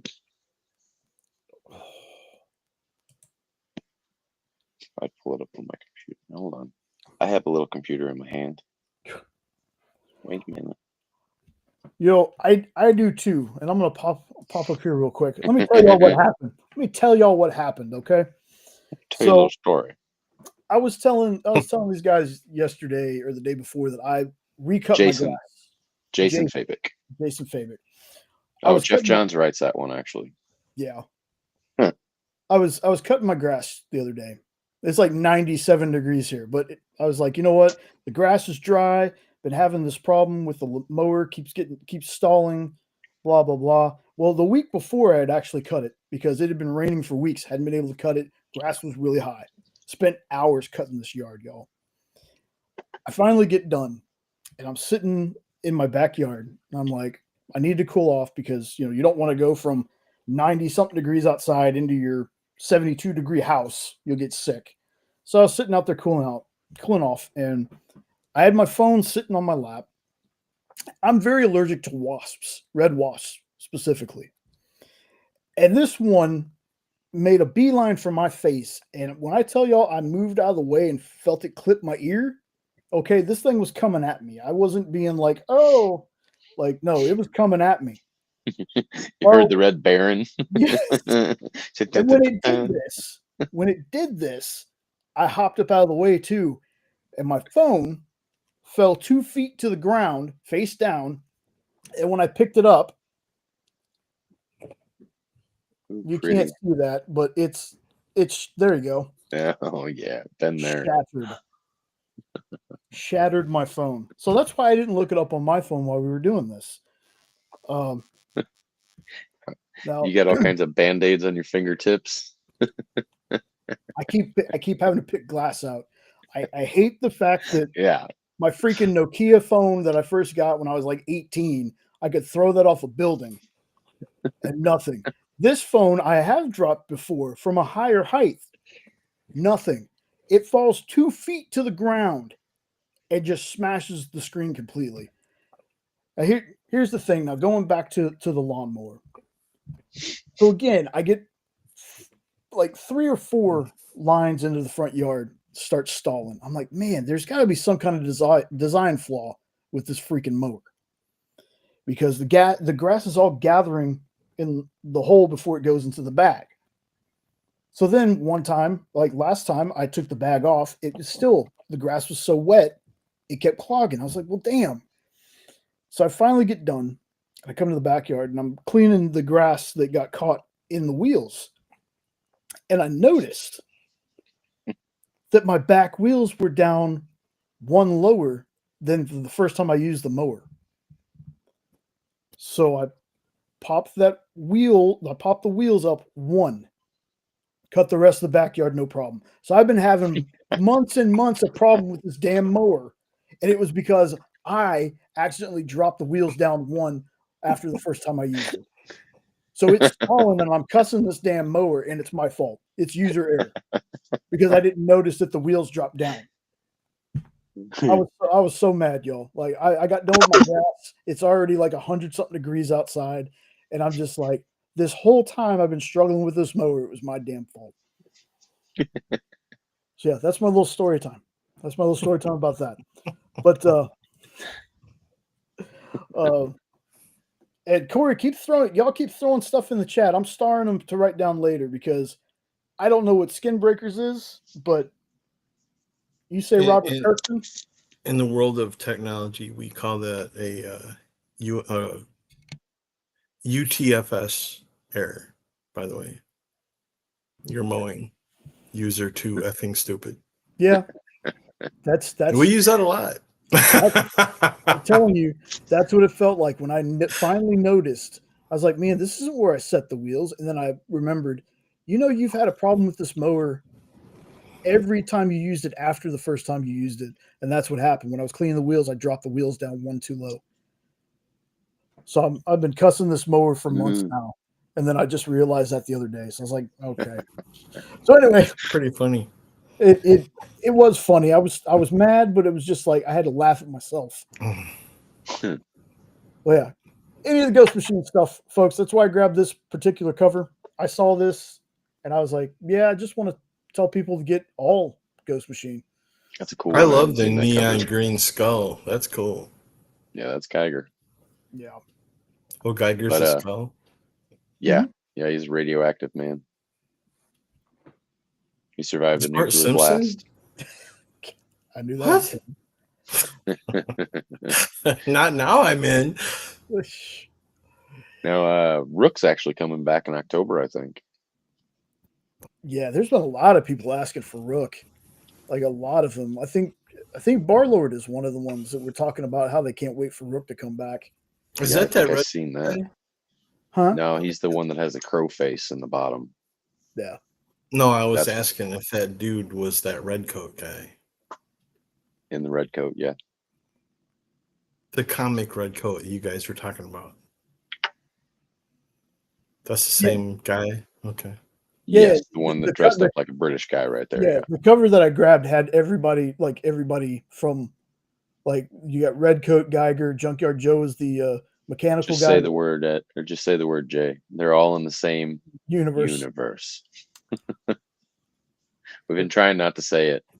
Oh, I was saying it a lot. Yeah, I was gonna say trying my something, but yeah. But anyway, even if one of these, sets of books isn't for you, there's bound to be something in that catalog that you will. Yeah, Corey, it just didn't work out for me, man. The lawnmower had beaten me for months, but I finally overcame. Man beat machine for once. That is the most polite way I've ever seen someone say you're stupid or no lawnmower. Yeah. Oh yeah. That's the nicest way I've ever seen that put That's forward. exactly how I felt. That's exactly how I felt. I was like, it was dropped one too low, and this mower had defeated me all these months. But yeah, the Ghost Machine stuff from Image, definitely check it out. There's bound to be something that you're going to be into. Let's see, we got next up. Nice. Middle West, Scotty Young. This is a it's an 18 part series, and it's basically a story about anger issues and a broken home and a tornado monster. So it might be up your alley, Ed. It's got to do with weather. So You have me curious with Tornado Monster. it is. So their anger causes them to turn into tornado monsters. Oh man, my neighborhood would be flattened every day. Well, that's part of the story too. And it's basically the boy runs away because things aren't very good there with dad. And the kid winds up falling in line with a carnival, winds up getting caught pickpocketing because he doesn't have any food or money, and basically works out with the lady just to work it off his debt instead of, having his ass kicked, or I forget what their they had some sort of consequence that he didn't want to have anything to do with. So he decides to work it off and winds up becoming real chummy with everybody there and considers it his family. And it's a really good story. And I think it has to do generational anger issues too, because it's not just these two. There's also another one involved, grandfather. Mm-hmm. But it's really good. Yeah, and you can get this, I think, in 3 different trades, or you can get the whole story all in one too. Wow, as a trade. Hey Corey, I could say I get that. Like, as a Scotty Young fan, it's just, I don't know, there's something about his art that appeals to me. I get the same feeling. This isn't even his art though. This is just him writing. Yeah. Well, that's the other thing I was going to say. Even if you don't like his art, Scotty is a very good writer. Like, I think he's very underrated when it comes to his writing. Yes. But I get the not getting the hype though. Like, I understand that, because there's covers that I see sometimes by, I'm going to go ahead and say it. I'm not a huge fan of Mannix. Like, I see those covers and I'm like, that's cool if that's for someone, but it reminds me of like cartoons that I'm not a fan of, seeing that kind of art. So he's not for me, but I get his appeal. But for Scotty, he does more than the chibi stuff, but the chibi stuff is the stuff he really leans into a lot. But again, his writing, it's kind of like Kevin Smith. Kevin Smith can did you say you can get the whole story collected? This one? Yes. Yeah. Okay. Yeah, you can get the whole hardcover, or not. Well, I think there's a hardcover, but hold on, let me check and see. I have this one in the collector trade. It's huge. That's what she said. Yeah. Ooh. Yeah, I get it. Like, even if you don't like his art though, it's kind of like with Kevin Smith. Yeah, you don't have to like his movies, but he's a the complete tale. And he's got the little fox there is basically his best friend and kind of follows him around. Damn, dude, hold that up on the side. Whoop. Wow. Okay. Yep, it's 18, 1 through 18. Yep. Damn. That's a good one. Yeah. But I get it. Like, even if you're not it's not his art, but check out some of Scotty's books though. Like, even if it is his art, check out. I think these guys team up a couple of different times too, because I think they also did Ain't No Grave. Yeah. Which I still have yet to read, but same team. Yeah. Said you met. Yes, you do, Sean. You do. They are very pretty omnibuses. Trust me. I love the thing that he did with those. Yeah, good pick. I need to read this one too. I really do. So It's good. there we go, Ed. Yes, this is actually Nope's fault because him and I were having a conversation, and he was telling me that he had a cousin that liked Godzilla, and he wanted to try to get him into comics. And he's like, "What's the best Godzilla comic, Ed?" And that sent me down the road. And I'm like, "Huh, that's a great question." And my mind eventually settled on Dark Horse's Godzilla. This is a very good run. It's very loyal to the movies. It has minimal lovey-dovey gooey crap in it, and it has lots of kaiju and lots of fighting and lots of destruction. And one thing that I can never figure out is Godzilla's monsters. His mouth is always bleeding and his teeth are always dripping blood, but he never bites anything. That was one of the things that I remember saying, why is he bleeding? He doesn't brush his teeth. That sounds like Could periodontal be. disease. It could very well be. Yeah, I'll let you guys tell him that. But and of course this cover, that's an homage to the cover from the movie, the original Gojira movie. It's a picture right off of it. And it's a great series. If you've never read a Godzilla series and you want to read one, or if you've read some of these later ones and you're like, why in the hell is there all this talking and there's no monsters? Give this one a try. It might be your thing. And it's not that many issues. I think it's only a handful of issues if I remember correctly. Gingivitis. So yeah, 6. There's only 6 books. And the covers, oh my God, every cover is fantastic. And they have some of the coolest kaiju in there. And they also have Godzilla stomping on people. And you're like, yeah, get them. He got all them teeth and no toothbrush. Yeah. Keep it up, medulla oblongata. You know, I would give this a shot mainly because it's not that I dislike the Godzilla comics I've read, but the Godzilla comics to me, at least recently, have been kind of like Transformers. I don't care about the people. Right. Yeah. That's been the problem. That has been the problem. Yeah. This series does not do that. It does have people in it because they are, trying to save Tokyo or whatever, like usual. Yeah. But you don't get lost down the rabbit hole of why Johnny's sisters, brothers, whatever, wants to date so and so, but she's in love with a dog or whatever. None of that bullshit. None of that crap's in there. Yeah. This is just good old monster fun, just like the movies. And Ross, Ed's been telling us, or at least telling me, that I need to watch Godzilla -1, and I really should. And Ludo, Yes. Me too. welcome It looks in, first good. of all. And second, that's awesome.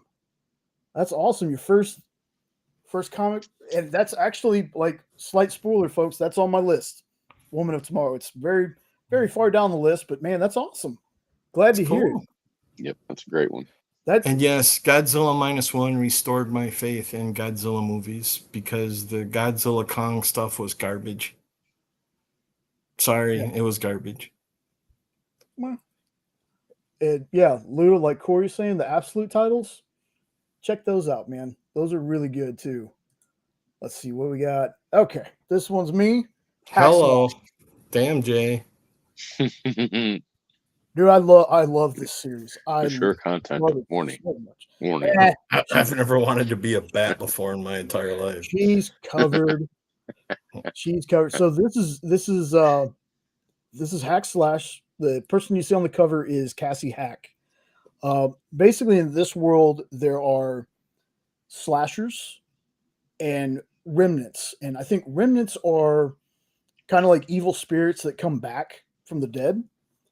And it turns out when Cassie was a kid, she's in school, she was picked on a lot. And her mom, yes, I did, Corey.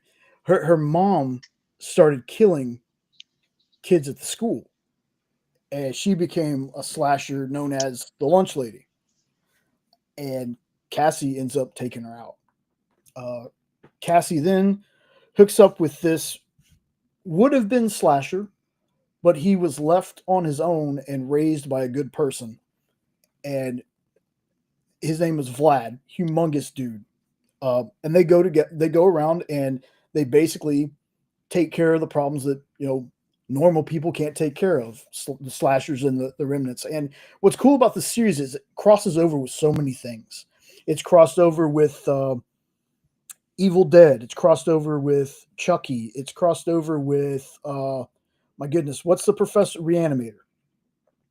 It's crossed over with so many things. There have been real people that have been used in these books. This is another one of those ones that I was saying earlier, this has been in development hell forever. They've been trying to make a movie about this forever. And for me, I'm like, you know what? Instead of making a movie, make this a show, because there's so many things that you can cross over with this. Like, next one, Long Halloween. Hey, that's a good idea, man. That's a good idea. If anybody else in the comments has like a self-contained, like one-shot thing, pop them in the chat for Ludo there. But yeah, this just has so much potential, and I think the last series I read was really, really good. It was like she was in school or something. I think it was a prequel to the hack slash story. This is just a fun time, man. Like, if you're into slasher horror movies and all those tropey things, this is one to check out. Like, I have most of this collected. There's a bunch of it though that kind of cross over, where when you get an omnibus, there's a trade of it somewhere else. So you got to be careful not accidentally picking up a trade that's already in. I have that issue too with some other books I'm going to show down the road. Revival again, that is definitely on the list. They try the best ones. Blackest Night was actually the first one that I did, or second one. It's a good story. It feels like it kind of just, if you watch the Superman movie, how they kind of dropped you off in the universe, it feels a little like that, but it's not something that I think somebody new to comics would be like totally out of depth reading. But then again, I've been reading comics forever, so it's not. I don't think you really need any kind of entry level reading. If you just know a basic understanding of who's who kind of thing. Like, if you know Green Lantern is Green Lantern, you don't necessarily have to know much of his backstory to really appreciate the story itself. Right. Because I feel like they do give a decent. That was during the Rebirth era, wasn't it?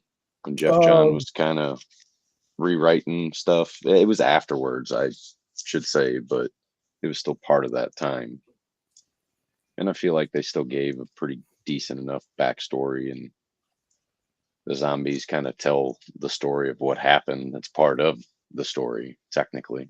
Yeah. I couldn't remember if that was New 52 or not. I don't think so. I want to say New 52 is its own contained thing. I just want to know what the bat wants me to kiss. Kiss the bat. Kiss the bat. Yeah, this is one of those. Cassie's a badass, but she does need help, and that's where Vlad comes in. Vlad takes care of the heavy hitters. He's a humongous mountain of a human being. It's a good buddy cop kind of thing too. So if you've never read Hack Slash, this one's pretty, if you can find some Hack Slash somewhere, even if it's a crossover one, it's pretty self-explanatory when you read it. But I have a ball reading this book, and I think it should be a lot bigger than what it is. That's what she said. Yep. Most of the time. Night Terrors. This is the series that we all forgot to mention to Eddie as a good DC horror story. Thanks, guys. Appreciate that. So this starts off at the Hall of Justice, where they find, I think it's Dr. Light, the villain, and I think he's dead.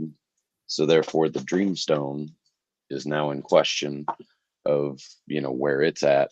And the new big bad guy, his name's Insomnia, is now taking over the entire DC universe and putting everyone to sleep, so to say, in a dream realm. And it's literally everyone has 1 or 2, sometimes 3 issues in their run. It's much easier to read this in a collected series, but because it spanned all the way across from Batman, Detective Comics, Action Comics, Superman, Ravager, Joker, Punchline, all kinds. So, I mean, you can get I think the heroes version and the villains version, to where it has it split up, good guys and bad guys, in their own hardcover editions, because there's a lot to collect with all of this to read. But it's another really good series, just like Blackest Night. Yeah, I think one of these was a free comic book day 2 or 3 years ago, I think. Yes, the very first one was a free comic book day. And then because that followed basically Batman, Superman, Wonder Woman, the Trinity. Yeah. And then I think that's what actually introduces you to what happened to Dr. Light and when they find him. Yeah. And then the whole rest of the series spawns from that. Like who killed him and who caused this. And then all of a sudden now everybody's in this nightmare realm. And the Insomnia guys after the Dreamstone in order to turn everything in the dream world into the reality. Yeah, I'm going to have to get the collected stuff because I think I didn't drop off due to boredom, but we just stopped after a certain number. It was overwhelming for sure. Yeah. It took a lot, and I had to go to a lot of different stores to collect all these. Real quick for Corey, because I don't think Corey was here earlier. I'll go ahead and show these off one more time. Give you kind of an idea. And like I said, I don't think I have all of them. I think there are knocking shit over. I think I have more. I think there's more, and these aren't in any order. I'm going to show you. So we got Prelude to Blackest Night, Rage of the Red Lanterns, Green Lantern Corps, Rise of the Black Lanterns,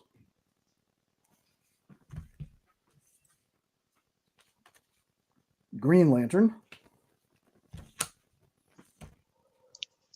Tale of the Corps,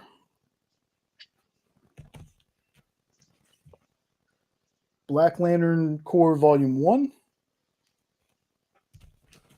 And that whole series introduced all the different spectrums of the rings too, didn't it?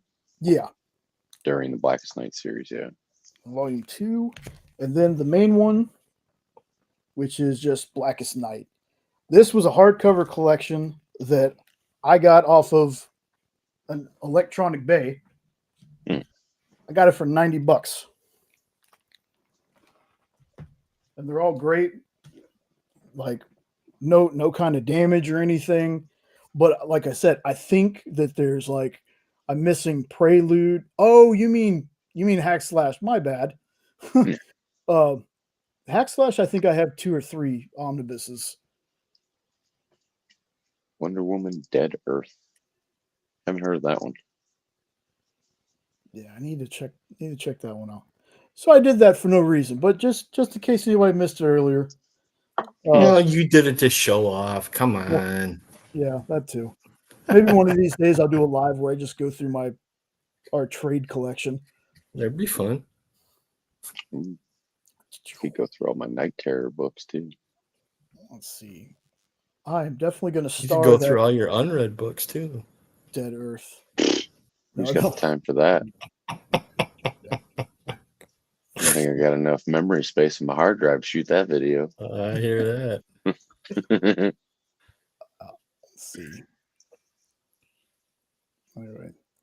Oh, I thought there was more than 6 Hack Slashes, but again, I think I'm thinking of like tie-ins because there's like the final cut or the first cut.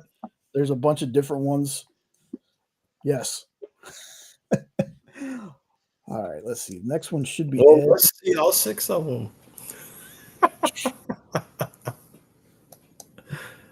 Oh, you going to me now? Yes. Okay, for all you people out there who love the movies but have never read the books, this is a good adaptation of The Hobbit to read. It's one of the most loyal to the actual novel that I've ever read. And the art in it is beautiful. It's exactly how Tolkien describes it. If you read Tolkien, you know that Tolkien pays attention to details. And he will take 2 pages to tell you the color of a cup on the table if the color of that cup is something you need to know for later on. He paints the whole picture. And for some people, that's a turnoff. For me, I actually love that. But here's a nice in-between where you get the goodness of the Hobbit book. You get the goodness of it being a comic book. And the art in it is phenomenal, gorgeous. There's nothing about this I don't like. So if you want to try The Hobbit, but you don't want to try the novel, give this a read, see how you like it. And if you love it, try the novel, because I think you'll love the novel too. Didn't we find out that this is the first print cover that's really expensive and hard to find? Yeah, well, there actually is a more affordable one. It's a green cover. Yeah, it came out They're in on a mountainside. 2021. So if you're looking for it, find that one. It's the same thing, different cover, more affordable. Yeah. And you can get it as an ebook for like $3.99. I might have to show this one to Jenna. Yeah, there was a re-release in 2021 that has a picture. Do you want me to send that to you? 2021? I think it was. I'll send you that one. Okay. I started listening to this on Audible. And I don't did you get the audio? Yeah, Nice. I started listening to that, and I don't think it's really that much. Like, it's not drolling as far as his descriptions of things. I really don't think so. I don't think it is either, but there are some people that just can't do Tolkien. And I don't get it, because to me it's gorgeous. But yeah, the singing's a bit much because I can't visualize, or I can't hear it. I'm musically inclined for sure. Okay. There we go. Speaking of Scotty Young, I hate Fairyland. Such a great show series. Yeah. But you got the wrong cover. Come on, Jay. It's just the only cover for volume 1. No, IF Fairyland. I know. Right. Yeah, this is a trade cover. Yeah. But this series is just, I want to say this is one that Jenna had read first. It's fluffing awesome. Yes, it really is.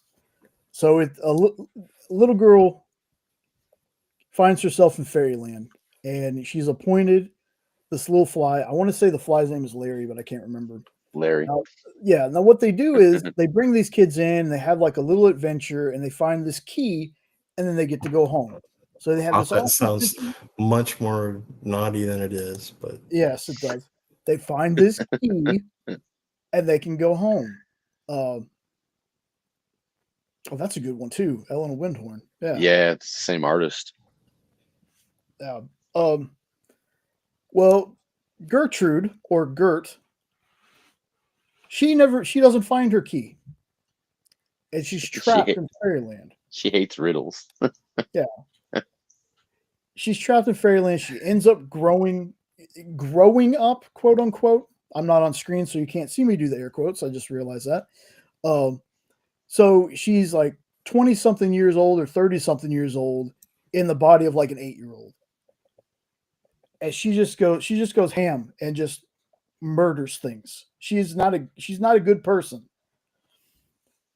But the series is fun, and it's gory, and it's ridiculous, and it's just a cartoon gore. Yeah, it's cartoon gore, but it's just a lot of fun, And again, even if you're not, like Corey said, he doesn't get the art style of Scotty, and that's fine.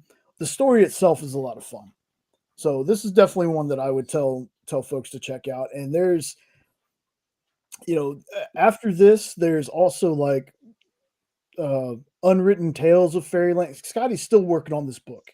He's working on it with other people. Other people are doing the art. Other people are doing the story, and then he'll hop back in.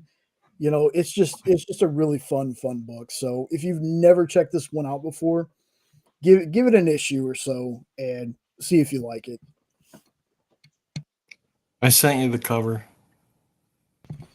Okay, I will get to that one after. And it says that there was a 2024 hardcover release too. Ooh. So there's an even newer one. Christ, And the interiors look the same. So as long as the interiors are the same, it's going to be gorgeous. But I can only vow for the one that I own, and that's the one that I had up there.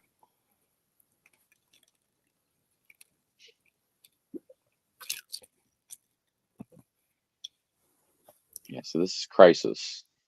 And if everybody ever talks about all the confusing everything, who's who of the DC, whatever, it's because of these books.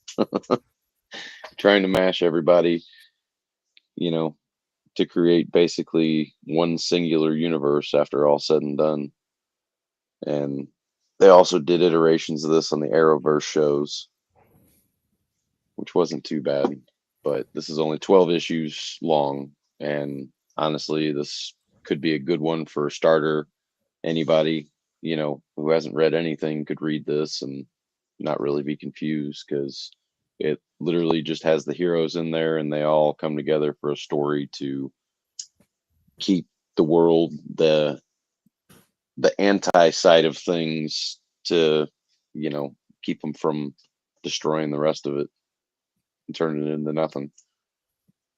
And there's a lot of people who meet their end in this story. That sounds like a crisis. On Infinite Earths. It's a very infinite crisis. And then you have Final Crisis and Identity Crisis. There's so many crises. Infinite Crisis. Middle-age crisis. Yeah. This is one of the first of the big DC events. Is this the one where Flash and Supergirl both die or whatever? Yes, there's it's 7 is Supergirl and 8 is Flash. Back to back, they hit you with it, huh? Yep. It's also where you they get don't that. stop there. That's where you get that iconic cover of Superman carrying Supergirl. Yep. The one that everybody homages. Probably should have sent you that one. Or the Flash one. But I think the Flash one's probably less known than the Supergirl one. Yeah. All right. Pop up here real fast so I can do this and then show the image that Ed sent me. There we go. Maybe. Now, what was this again, Ed? That's the graphic novel, but it's just the second printing. So instead of the one from the 90s that I showed, this is a newer one from 2021, and there's also a hardcover that just came out last year. Yeah, this is so as long as it's comic book stores, right? Well, you can find the other one too, but not for an affordable price, I would imagine. Being first print. I've seen them go higher on the electronic bay, is all I'm saying. You guys kill me with this electronic bay crap. I'm liking it. Yeah. Okay. Corey, you don't need to read Crisis anymore because I feel like everybody's talked about it so much over the years too. Yeah, that's true. I actually thought the TV show of it was fun. They did a decent job of adapting it for what it was. Yeah. I liked it meeting all the Supermans, and I liked it that the one Superman said he gave up his powers and still kicked the crap out of him. And he's like, "You said you didn't have any powers." He's like, "I don't need powers to get the edge on a dude like you, man." Yep, that was the That Tom was Welling, the awesome. Smallville. I loved that part. Let's see, there we go. Oh, okay. So if you ever have someone that says comic books are just for children and there is no good stories in comic books, get them to read this book. There have been many facsimiles of it, so you don't have to have the original because the original is going to be up there. But in my opinion, and this is just my opinion, this is some of the best storytelling I have ever read in a comic book, and even in some of the prose that I've had to read. This story is fantastic. Haha, pun intended, not really. It's a great story. I don't want to like spoil it, but it's basically about somebody who has a huge beef with the Fantastic Four, and he gets the ability to make himself look like the Thing, and he sneaks in to try to kill them. It is an amazing story. Some of the best writing, like I said, that I've ever read in a comic book. This was some of Stan's best stuff. Yeah, this book kind of pushes to my mind. It's not always about reading a trade or reading a collected edition of something. There's also some little I wouldn't say miniseries, but maybe miniseries, maybe just certain issues where they do things like this. Mm-hmm. I know that there's a story that I really enjoy called Cat Grant's Revenge. I don't remember what issues it's from in the Superman comics, but it's about Toyman killing Cat Grant's young son Adam, and her getting her revenge. And it's only like 2 or 3 issues. And then there's I can never remember the blood sport that's racist, but there's a racist blood sport that is out to kill Jimmy. I think it's Jimmy he's out to get, or maybe it's Superman, one of the two. But it only lasts like an issue or 2, maybe 3. But the self-contained, stories within the stories are sometimes worth it. And this kind of reminds me of that, because this feels like it's a self-contained thing, right? They didn't do anything after this one with that? Well, it's part of a story, but this particular issue has a finale. Okay. So yeah, this is a contained piece of a larger story. But I'm telling you, the writing in this is it's phenomenal. And if somebody says you can't have a good story in a comic book, this is the one that I throw at them. And of course, you got to find a digital copy or one of the re-releases to be able to afford it. But oh my God, the storytelling in this is my favorite comic book story.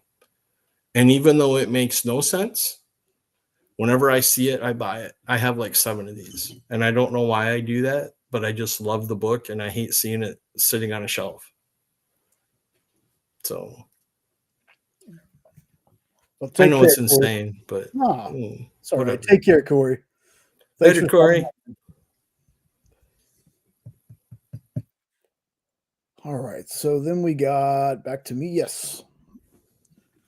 All right, y'all. I'm basic. I love Invincible. Invincible was a series that I heard a lot of people talk about. And hey, what's up, 9 Panel? Hey, 9 Panel, since you're here, that's Eric from 9 Panel Grid. Does a show with our brother Stu from Dr. Dude's fan club called Ink and Insights.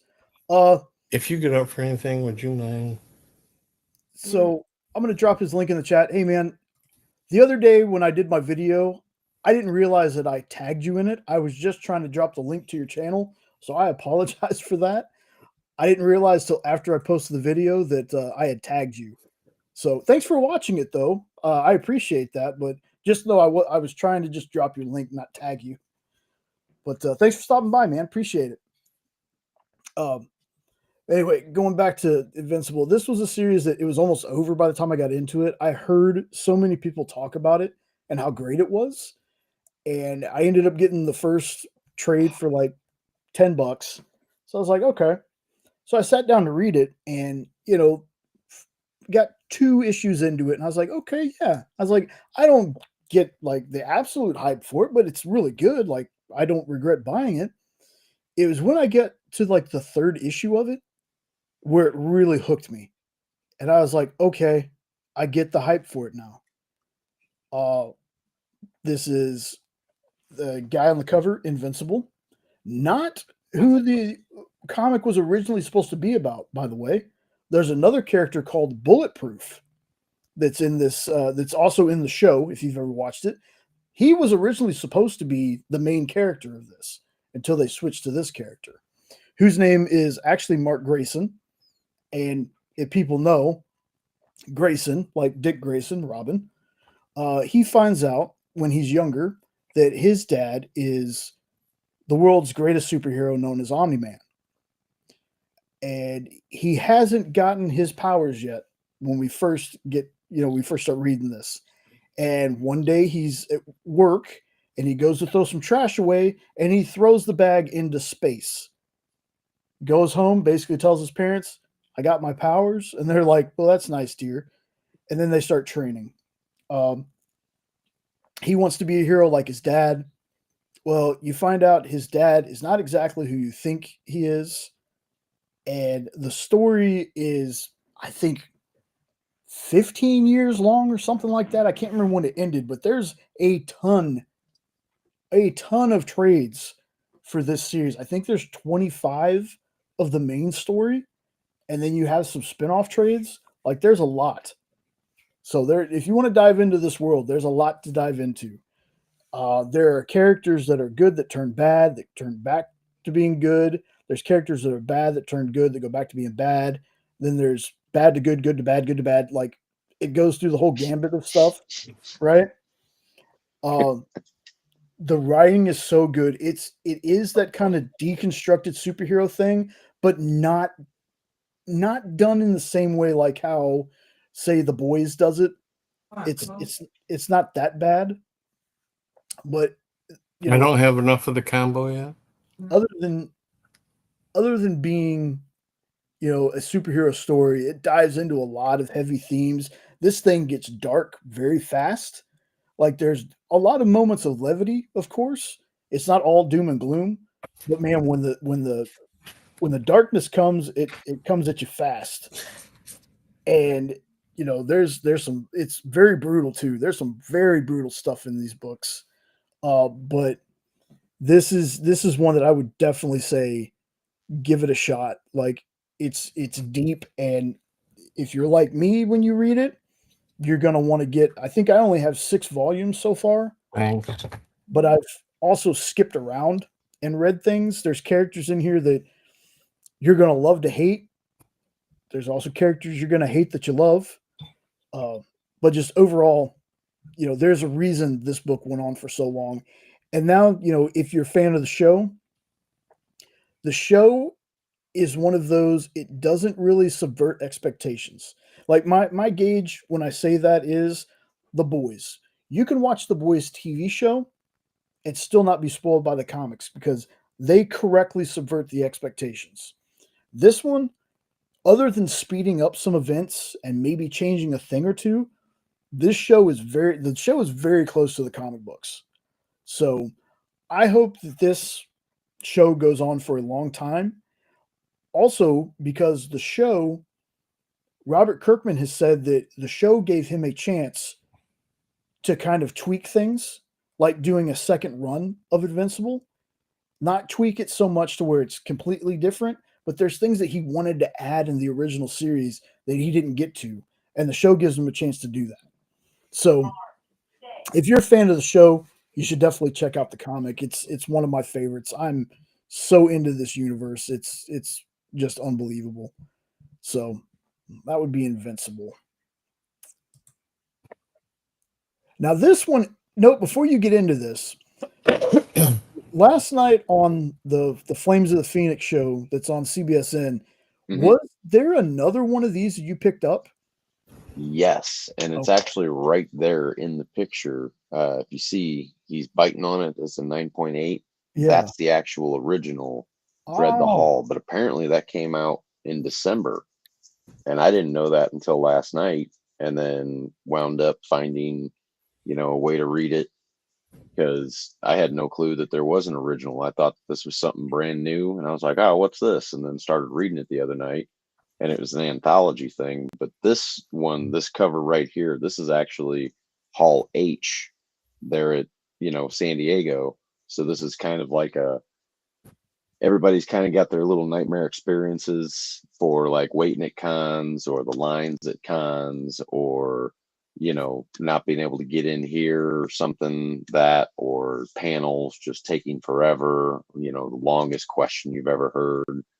So this is those kinds of stories with some creepy horror spin on them. And the Dread the Halls, that's another actual anthology series. And that one is basically horror Christmas stories. That's Dread the Krampus Halls, on the original. cover. Mm-hmm. So there's a Krampus story in there, and another I love kind that of book. Krampus story. Did you get to read the Dread the Hall? Oh yeah, I've had that Yeah. one for a long time. Yeah. Was it this last December, or was it December before that came out? That's a great question. Because I picked up a copy on Michael. Because yesterday seems like 2 years ago. That's a great question. I'm thinking it was last year. Okay. But I'm looking in my database right now. Jay, I still can't remember what the name of that software is that I won. Me neither. Holy crap, that was a long time ago. I know, and I saved it somewhere, and yeah, it was December. It was December 24. It was this year. Okay. So it came out on December 4th. Okay. Yeah, and I think at the back of this one, they got in there that they might make this a summer thing, and that they might be better. They are going to try to be back in December for another horror Christmas anthology. I was actually hoping that they would do a Halloween anthology for it. Oh, you never know. They probably don't want to compete with Trick or Treat, but I would love to see it. The more stories about Halloween, the better. Yeah, but Trick or Treats. But what I find funny is that they're calling these things issue 0. So I think they're all one shots. I know, but if they're going to do another one, is it going to be Dread the Halls 1? And if they do another Comic-Con, would it be Dread the Hall H1? Well, I think that's how they have this one categorized in League of Geeks, is Dread the Hall H1. But okay, they might come back. I think there is a little, from the author, the writer, right there in the back of the book, talking about that there's countless amounts of these kinds of stories that they did for this. Yeah, but if you're looking for the Christmas one, Dread the Halls, it's issue 0. So right. If you want to read that one, it's a good read. It's a fun read. It's always nice to have some horror in the Christmas time. Mm-hmm. And of that, my entire family says I'm warped, and I'm okay with that. Nah. Just like to enjoy both sides of Christmas. And dude, it's Halloween 365 days in my head. I created the holiday, and I can do what I want with it. So, Base Spider-Man 248. All right, great book. The reason I put this one out here is if people have a love of the Spider-Man movies, but they haven't gotten into comics, or, even if it's any of the Marvel movies and they haven't gotten into comics, this is a great comic to introduce them to. And the reason why is because there's a story inside about a little boy that's dying of leukemia, I believe it was. And he wrote Spider-Man a note, and he said the one thing that he would like before he dies would be to see Spider-Man's face. And if this story don't give you the feels and show you that a comic book can have a lot of heart to it, I don't know what will. Because not only does he reveal his identity to the boy, he tells him his name, and he's like, I'm the guy that takes all the pictures of Spider-Man. I'm Peter Parker. And it was just, I still can't read it without getting misty-eyed. Because that little boy's only wish was to know who his hero was. He wanted to know who Spider-Man was. So if you have somebody out there who's never read a Spider-Man book and you want to get them hooked, especially if it's your lady friend, this may do it because it tugs at the heartstrings and it might leave them wanting more.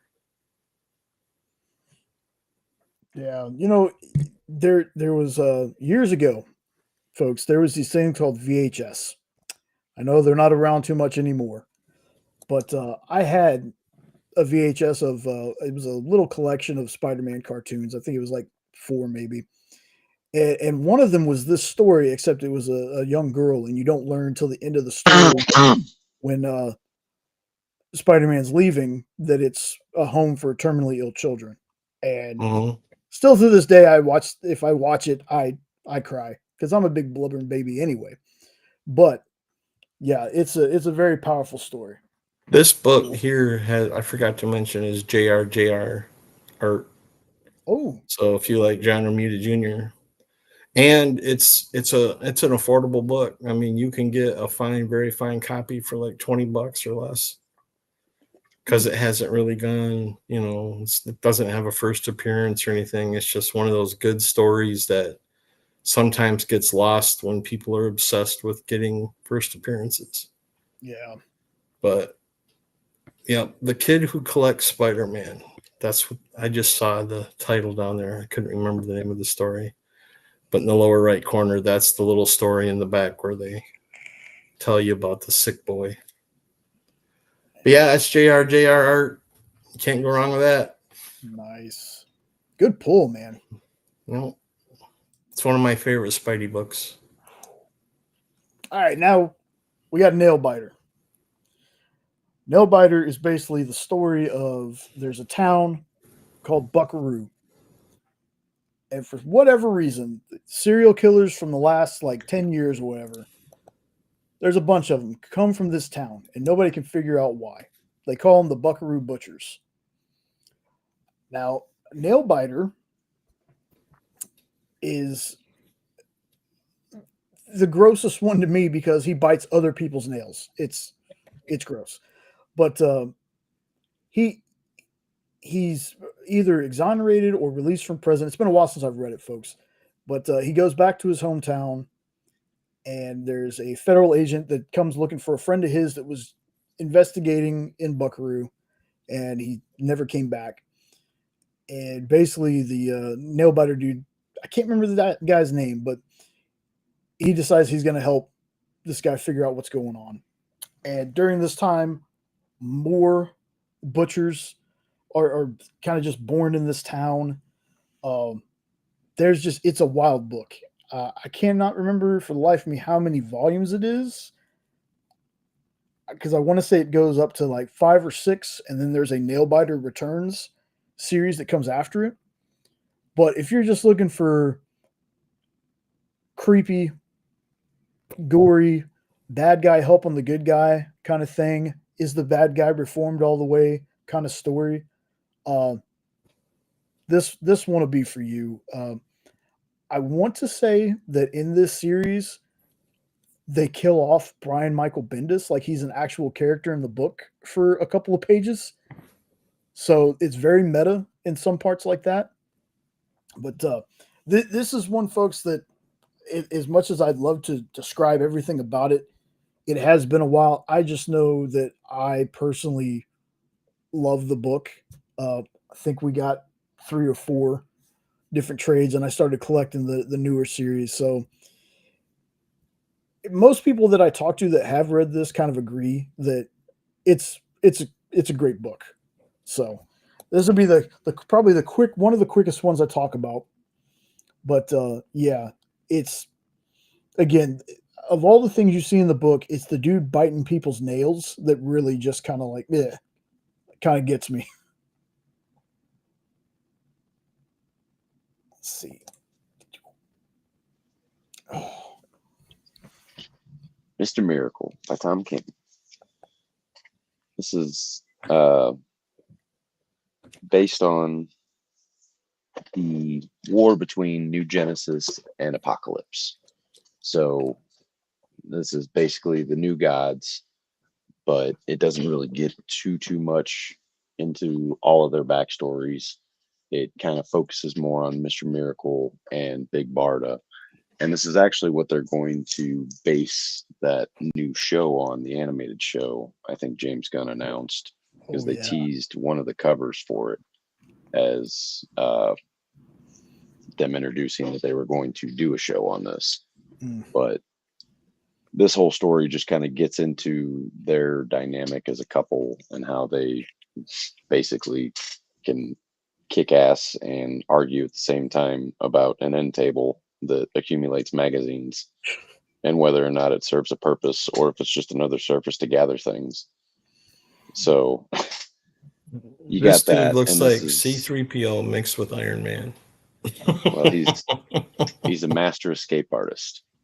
So he's kind of like he's a showman, essentially. That's what he does for a living, is puts on shows just like a magician, Houdini, escaping from this lock, that lock, death-defying acts.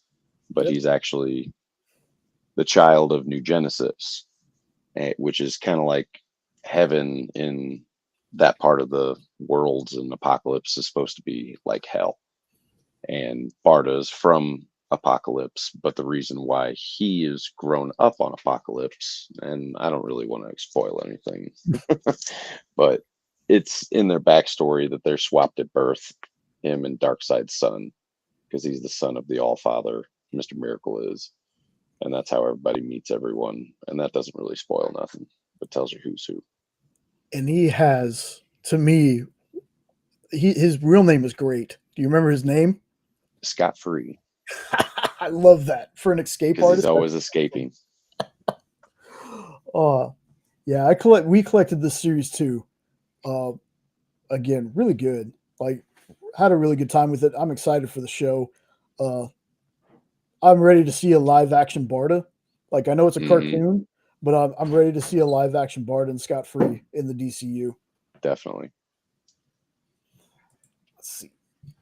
Oh, there we go. Love this book. This is my favorite horror book that's come out in the last 5-10 years. It's a great book. It's only 3 issues long, so you don't have to devote a lot of time to it. But if you like creepy, old school type horror books, you're going to love this one, because it really feeds on the old monster in your closet fear that every kid has. But not every kid's wrong. Sometimes there is a monster in the closet.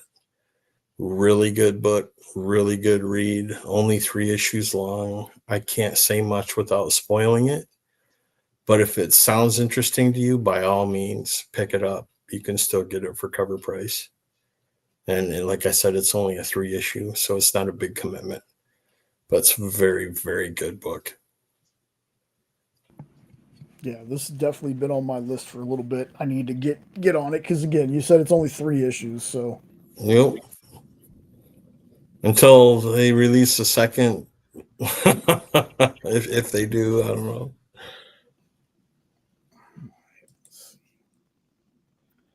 Planet Hulk. Love this book. Love the one that comes after, which is World War Hulk. Oh. So what this is the Avengers. They trick Hulk. He's on a ship. They play a video where they're saying, your destruction is getting out of control. We're sending you someplace where you can't hurt anybody. Something happens. He ends up crash landing on a planet called Sakaar. And he's turned into a gladiator. And he basically kind of rises through the ranks and decides to take over the planet. And that's all I'm going to give y'all on this one. Look, Sounds it's very familiar. it's very sad. Yes, it's very sad that it got included in Ragnarok. And that's only because this is one of those characters that so many different people own rights to him that we won't be getting a standalone Hulk movie for a long time, I believe. Like, there's too many people that own different kinds of rights to the character. Mhm. So after we got the the Incredible Hulk with Edward Norton, something happened there because those rights were, I can't remember if it was Universal, somebody. But there's so many, his rights are tied up in so many different places that we're probably never going to get one. I say never, but it'll probably I'm be years. so hoping that with the multiverse stuff that they're doing and the Doom stuff that they're doing and the scattering that they're doing, that we get World War Hulk. That would be amazing. Yeah. I would love to see that because that would fit into that storyline. Yep. I'd love to see it because he still hasn't gotten his comeuppance since they made him a pussy against Thanos. Yeah. Yeah, you're 100% correct on that, man. I was waiting the whole freaking movie of Endgame for him to do something to Thanos, but then he injured his arm with the snap, so he's in a sling the rest of the movie basically. And yeah, nothing. And still Professor Hulk. Yeah, still Professor Hulk. Which I think they jumped the gun on that one. I think having him, as the Hulk he was in Ragnarok would have been fine. Right. And if they don't want to do movies, then do what ifs with him, because there are so many good Hulk stories. Well, it's not that they don't want to do movies; they don't have the rights to do them. Yeah, Well, that's what I meant. That's what I meant. If Unless they they won't can play, come if up they with a won't play clever well, if they won't play well with each other and put out, then at least do freaking what ifs or something. Which is something that I've never understand. Like, what do y'all have against making money? You see what Right. happened with Sony and Marvel getting along to do Spider-Man? They want to make all the money. Well, instead they make none of the money because their stuff is stupid. Yeah. Well, actually, I don't think they're doing anything with the whole licensing, essentially. I don't see anything else. I didn't mean the Hulk. Oh. I mean, Sony wants to, keep all these rights, but then they put out these half-ass movies. Probably just in order to keep the rights. Yeah. I mean, that's... Yeah, but if they would just make it a good movie, they could make so much money. Yeah. I don't get it. I don't understand. Get it either. Because they were able to do the Tobey Maguire Spider-Mans and they were able to do the Garfield Spider-Man. So why the hell couldn't you? Right. So why can't you do a freaking... But whatever. I guess we'll see you during Secret Wars. Yeah. Yeah, for those of us still alive when they get to that point. Yeah. If you end up getting Planet Hulk, I highly suggest getting World War Hulk with it. Mm-hmm. I just read them both together. Like, it's such a great story. Like, it's one of my favorite Hulk stories. Yeah. Cool. This is interesting. Oh, Kit. Okay, I knew that art looked familiar. Yep, this is I think he does the entire interiors to it. But this is a really good story. It's basically, they're hustlers. They own a pawn shop, and they're a team of hustlers that basically stage princess abductions kind of thing. And it's kind of got the fairyland humor, but throw, Legend of Zelda on top of it kind of thing. And it's supposed to, it's all kinds of, quest line tropes, makes fun of Lord of the Rings in some parts, and Kind of plays out like a video game. No, I shouldn't say that because it's really just how they end between the volumes or between the issues. But Do you have to blow on it to get the pages to work? no. Oh, cartridge. Sorry, No, but they also have, I think, Legend of Zelda homage covers, variants to this. That actually are all pretty cool. All the different game covers. But this is real fun. The story. The first one, I think, is only 6 issues, and then there's a season 2. There's another spin-off series called Detective Kaiju. Hello, what'd you say? That's Detective Kaiju. That's from this? Yes. Oh, wow. Is that an Eddie book? That sounds like an Eddie book. I think you'd like these because if you like Fairyland, these are right up your alley because throw an adventurer on top of it. That's But I'm talking about the Kaiju book. Is that an Eddie book? He's a detective. So you'd have to read this one and then his little cameo in this book. You can decide right there if it's actually kaiju for you. Because the joke is you're kind of small for a kaiju. Kaiju for you. I see what you did there.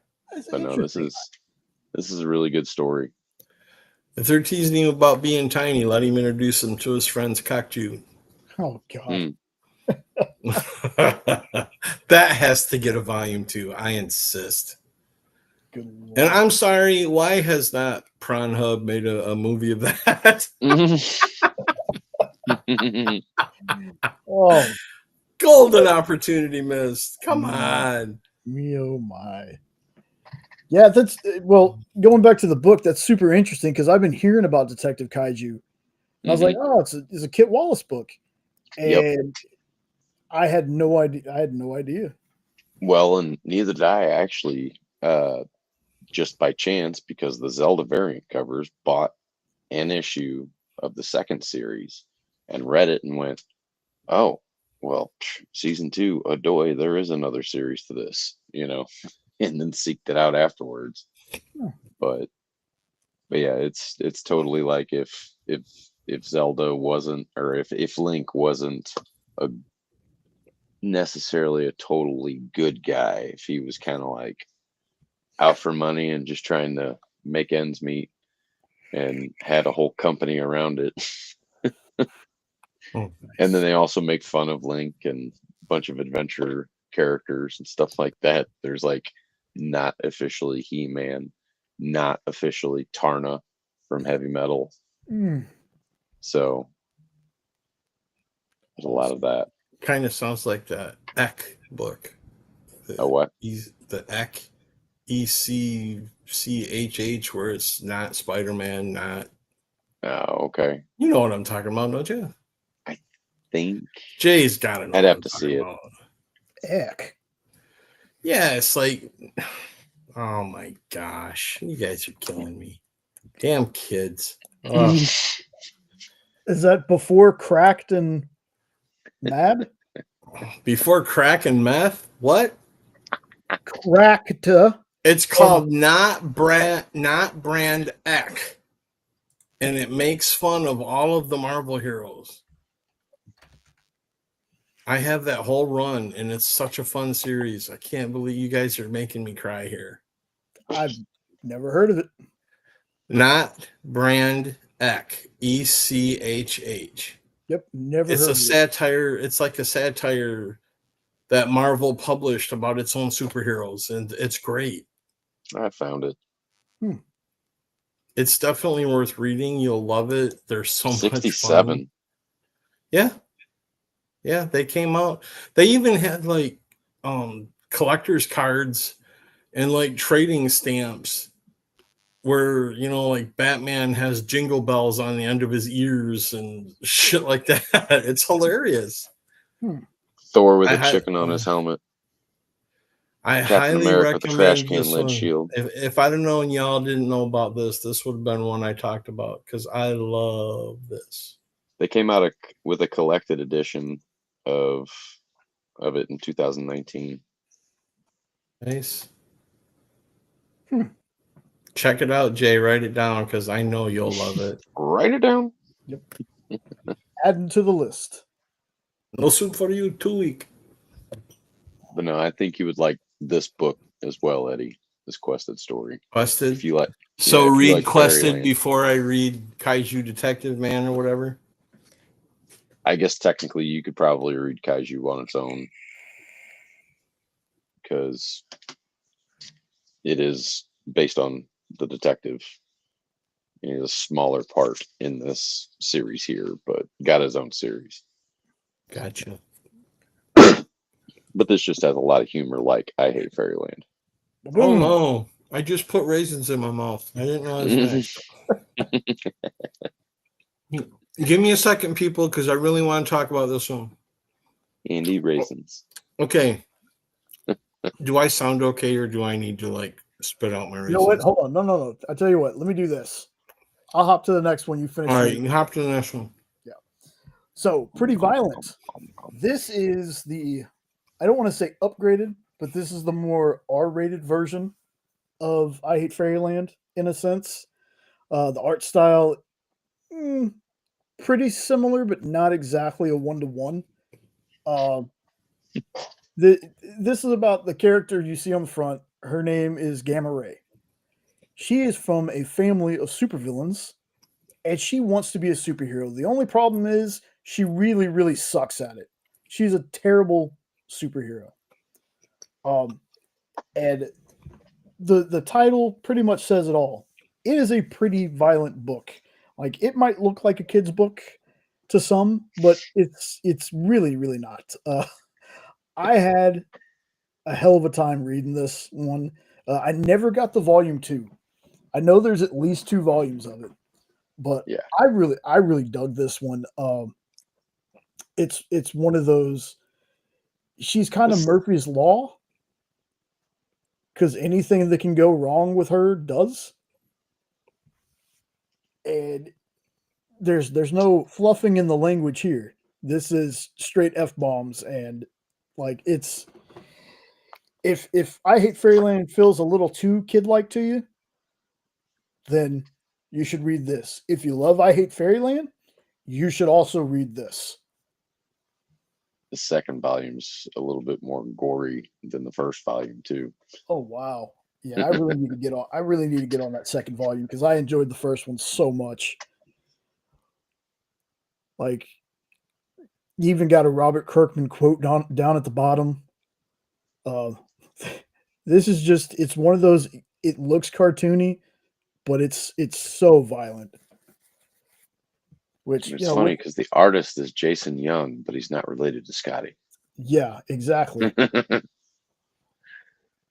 Exactly. This is for those that just like irreverent humor and, somebody punching the bad guy in the head and the head comes off and you thinking you did a great job. Nice. Now look, I saved you, but you killed the guy. Yeah, he was going to kill y'all. That is such a Guy Gardner move. Yeah.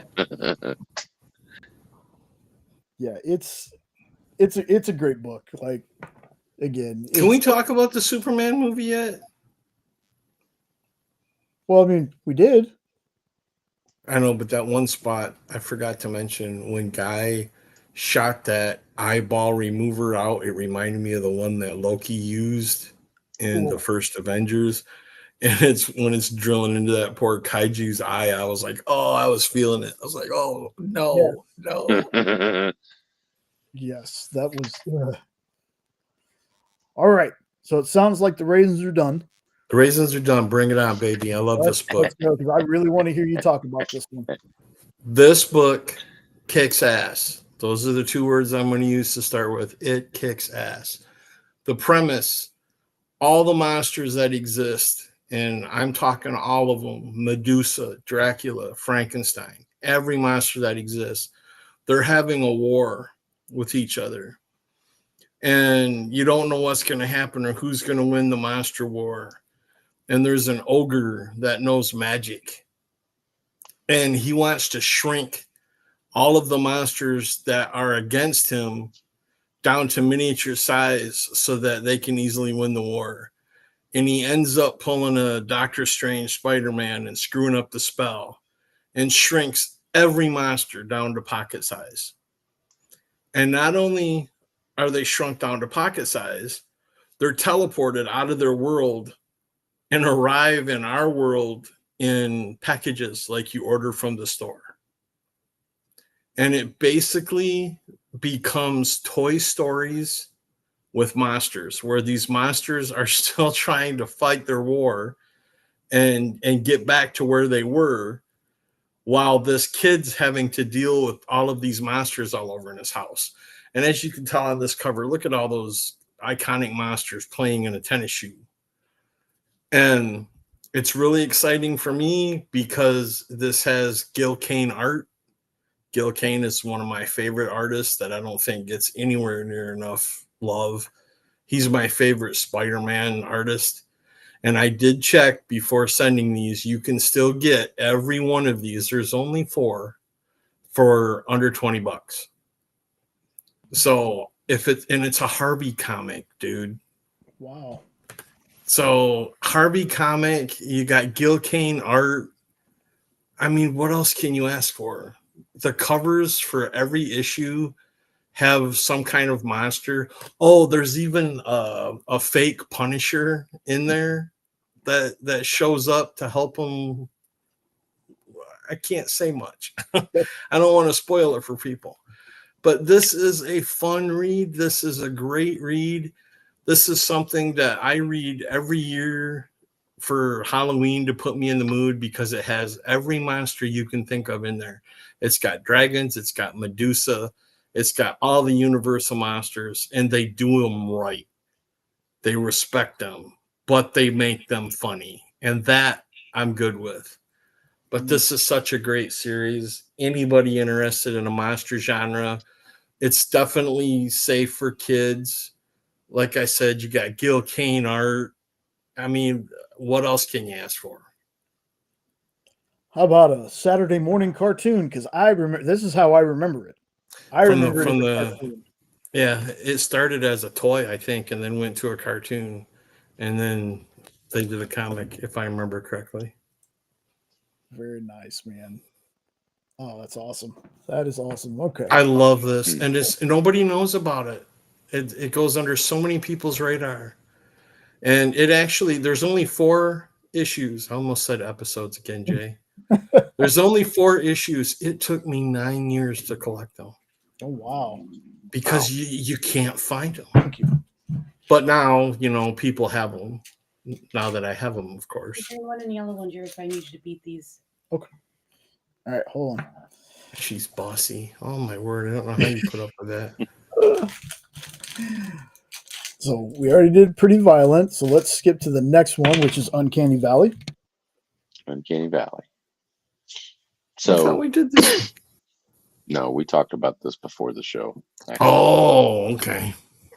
But so he actually finds out, the boy in the middle finds out that he's part cartoon. And his grandpa, who's actually right there in front of him, below him, is Pecos Pete, who's not officially Yosemite Sam. Pecos Pete's awesome. Mm-hmm. And then you got Dingo there on the left, who's not officially Wile E. Coyote. And then the kind of crows that are kind of like some of the older Disney movies and stuff. And, he finds out that he's part cartoon whenever he jumps off a bridge with his friends at this new school. And instead of breaking his legs like the other kids did, he puts in a cartoon imprint into the mud. And he's fine. So all these crows come after him. And then it's off to do cartoon antics after that, essentially. And then you run into all these different characters, and his mom's part cartoon as well. And she's been avoiding the whole cartoon scene and everything altogether, and that's why he has no recollection of any of it. So you have a whole bunch of knockoff characters in here that it's beautifully woven. It's a really good story. Jenna, are you still there? No, she went back. Oh. I was going to ask her if a dingo ate my baby meant anything to her. As soon as Zach said dingo, that's the first thing I thought of. A dingo ate my baby. The dingo ate your baby. Yeah.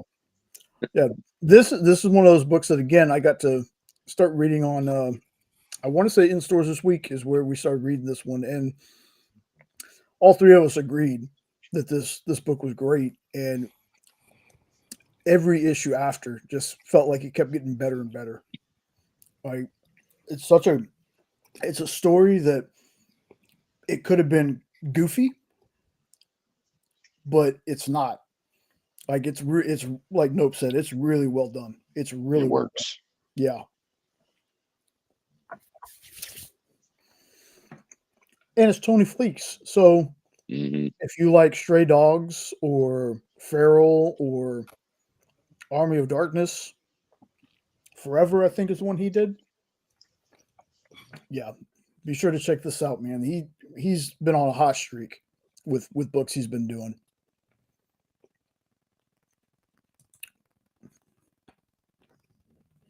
Oh, well, I don't want to talk too much about this because somebody said they were going to read it next. Mm-hmm. But this is an excellent book. It's called The Long Halloween because it starts on Halloween and then a whole year goes by and it ends on Halloween. If I remember right, the years were like 93 and 94. And every holiday, something is happening. Someone's being murdered. And Batman's trying to solve the case. And he gets new clues on every holiday that passes throughout that whole year. And it was actually really clever how they did it. Because, like I said, it started on a Halloween, went a whole year, and he finished it on a Halloween. And I don't know what else I can say about this that's not going to spoil anything.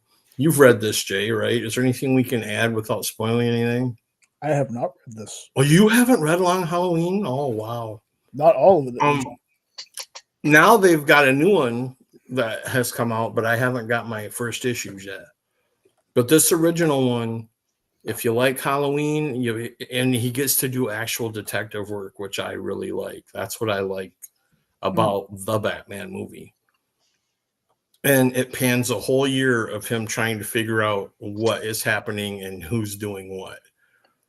And at the end, when you find out who is behind it, you're like, oh, duh.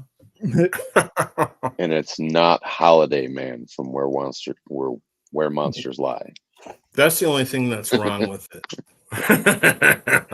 Awesome. Holiday Man was awesome, by the way, people. He would like kill people in holiday specific manners. Like on Mother's Day, he would just go out slaughtering mothers for no reason.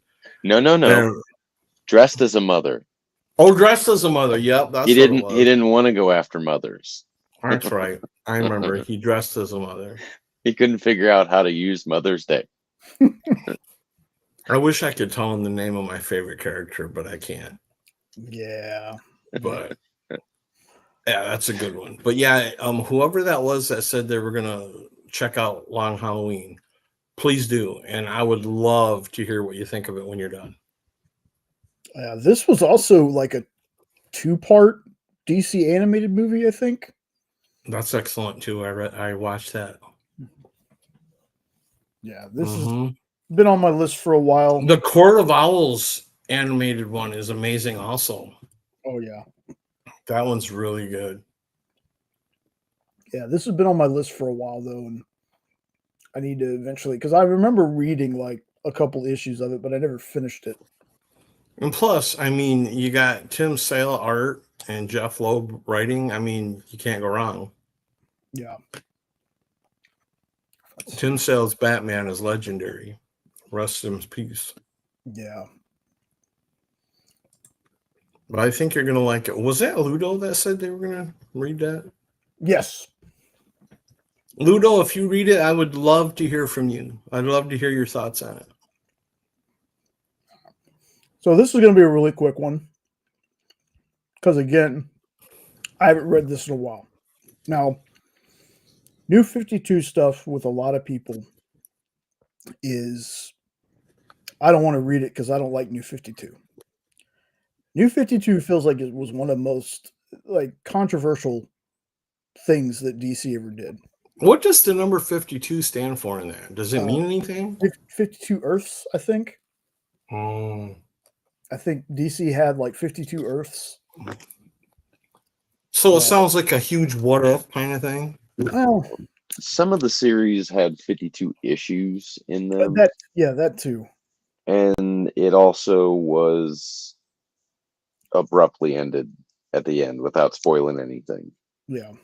You know, it was basically a giant one shot, if you will, a standalone, without saying the U word, Yeah. you know, standalone 'Cause faction. This was the one before Rebirth, right? I think so. Yeah. Because this wasn't so well received. Yeah. You know, like you said, you haven't read it because it's the New 52, but Yeah. or you didn't want to read it. Yeah. But that's how a lot of that's the people. other reason. Yeah, that's the other reason why I've avoided New 52 stuff. Is everybody's just like, don't waste your time. Okay.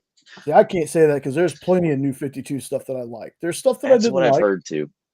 but one of the best things, not only because I want to say Sean might have it on his list, so I don't want to say it, but at least the Red Lanterns, like the Suicide Squad stuff, was really great, Mm-hmm. and the Red Lanterns, and that's because I'm a Rancor fan. People can talk about John Stewart and Hal Jordan and Guy, but me, I'm Rancor and Dexter. Those are the ones that I really dig. And Because having there's certain characters didn't get any other stories outside of like New 52, did they? Yep. Like I can't remember them though, and that's the other reason why it's hard to read any of them, because you're like, which ones were the ones that were? Where'd this character go? Yeah, but I think during the New 52, most of the Lantern Corps got their own, at least one volume. So there should be like Blue Lantern, Indigo Tribe, Larfleeze. Yeah, there's definitely Orange Lantern stuff. This one is just, it tells you the backstories on a lot of the characters, and a lot of them are freaking tragic, man. Like there's some of these that you just, especially like Dexter, I can understand why he's a Red Lantern cat. I can understand that wholeheartedly. Well, and isn't this a one-time thing? Like you never become a Red Lantern? I think so. Like it's tied to your life kind of thing. Yeah.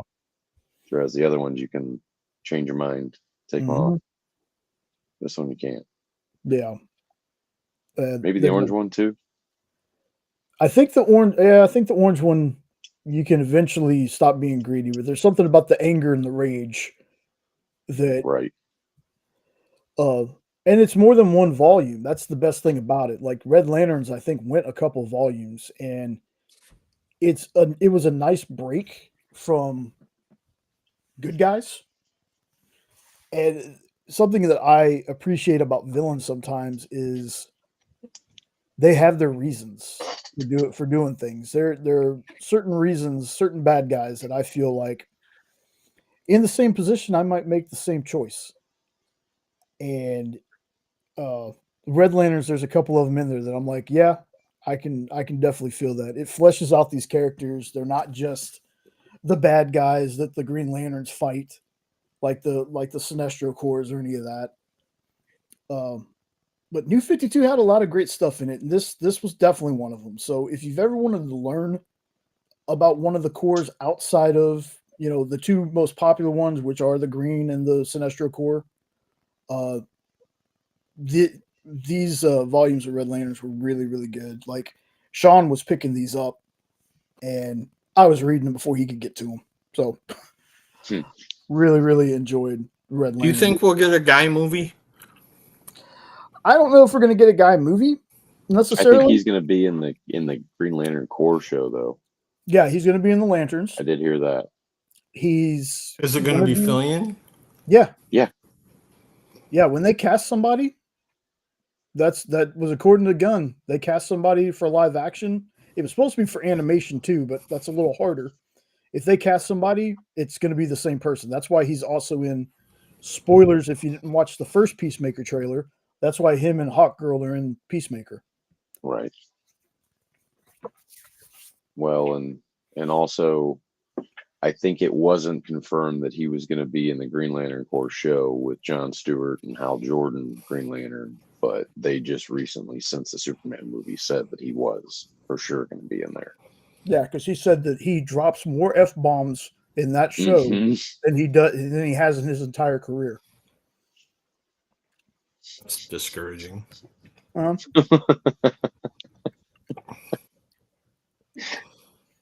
not somebody who's impressed by that. Bomb. Wow. Yeah. That kind of stuff. Yeah. That just maybe it's just for hype too. It could be. I mean, it's one thing if Psycho Boy wants to do it, Tarantino. But do we really need to brag about that in a superhero movie? I don't like that. Yeah. Well, it's just me though. Oh, and I totally get that. That's why sometimes the tone of his movies don't work for me. You know, like a well-placed F-bomb has more effect than if it's said every other word. Mm-hmm.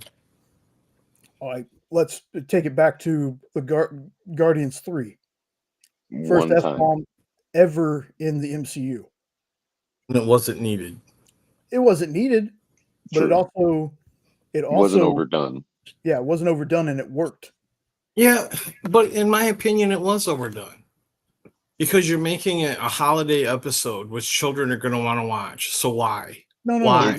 It's also a generational thing too. It wasn't the holiday one. I thought it was holiday no, special. Volume 3. Yeah, no, that was 3. Yeah, it was Volume 3.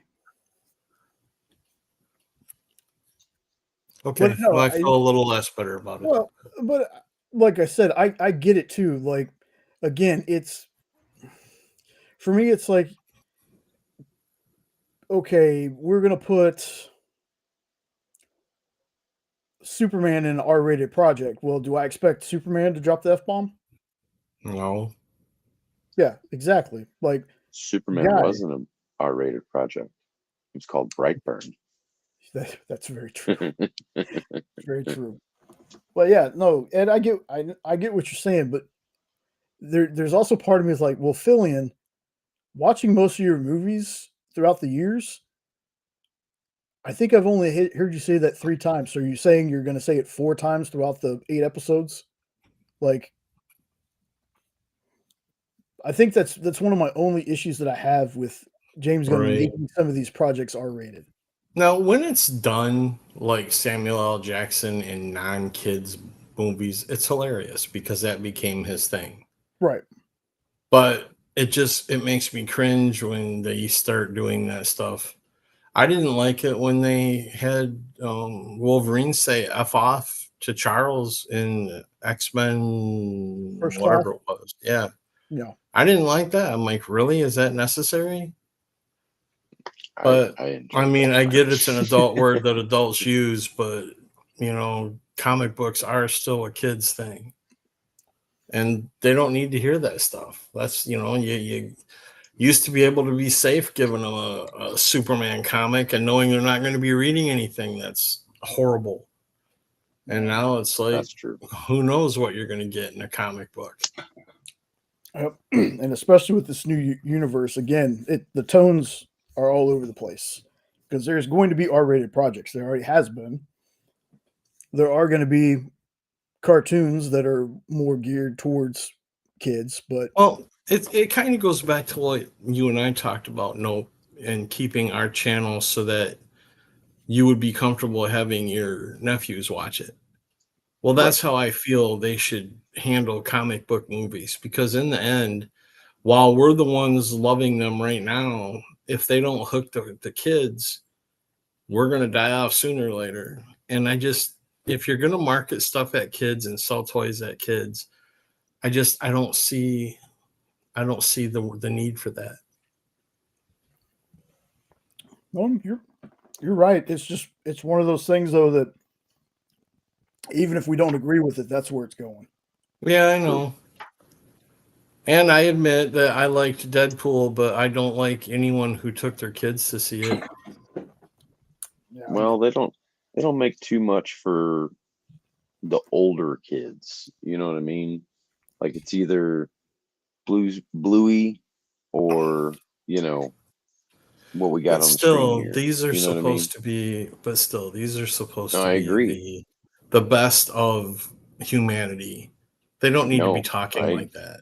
I totally agree because if we don't have anything that we can show them while they're young and are gonna have the wonder, then you try and Right, show it to them whenever they're a teenager, and then this is stupid, right, But that's whenever they can actually read the stuff because of the right. content. So, you guys are so They're- lame. well, I just wish there was more for the kids too, though. Yeah, 100%. 100%. Not That's why- necessarily If less we of don't get stuff. if we don't get but, the kids hooked, the comics are going to die yeah, because we're dying out. See, that's why I think books like It's Jeff, while some people might find it ridiculous, It's Jeff is geared towards little kids. right. 100%. Okay, I have no clue what word or get Jeff is, but The little I'll shark, take your word on it. the cartoon Oh, shark. baby shark, shark, Well, shark, no, shark, it's a mama Marvel No, book. shark, don't shark, you shark. do It's that. Daddy shark, shark, shark, shark, daddy it's a shark. Marvel book about a I'm glad land you have it shark wrong. named Jeff. Oh, I remember it. It's Daddy Shark, do do do do do do. Daddy Shark, do do do do do do. You're welcome. No, You're Hey, look, it's you're a Snopes' jerk. book. Do do do do do. You're a jerk. It's Snopes' book, and I love this book. if Oh, you're jump just scare. figuring that out, my friend, you've been drinking a lot. You've been drinking enough. Amen. Yeah, no. So this is Jump Scare. This is a Cullen Bunn book, and Allie has the power. She's got caught in an alleyway by an interdimensional demon, maybe alien.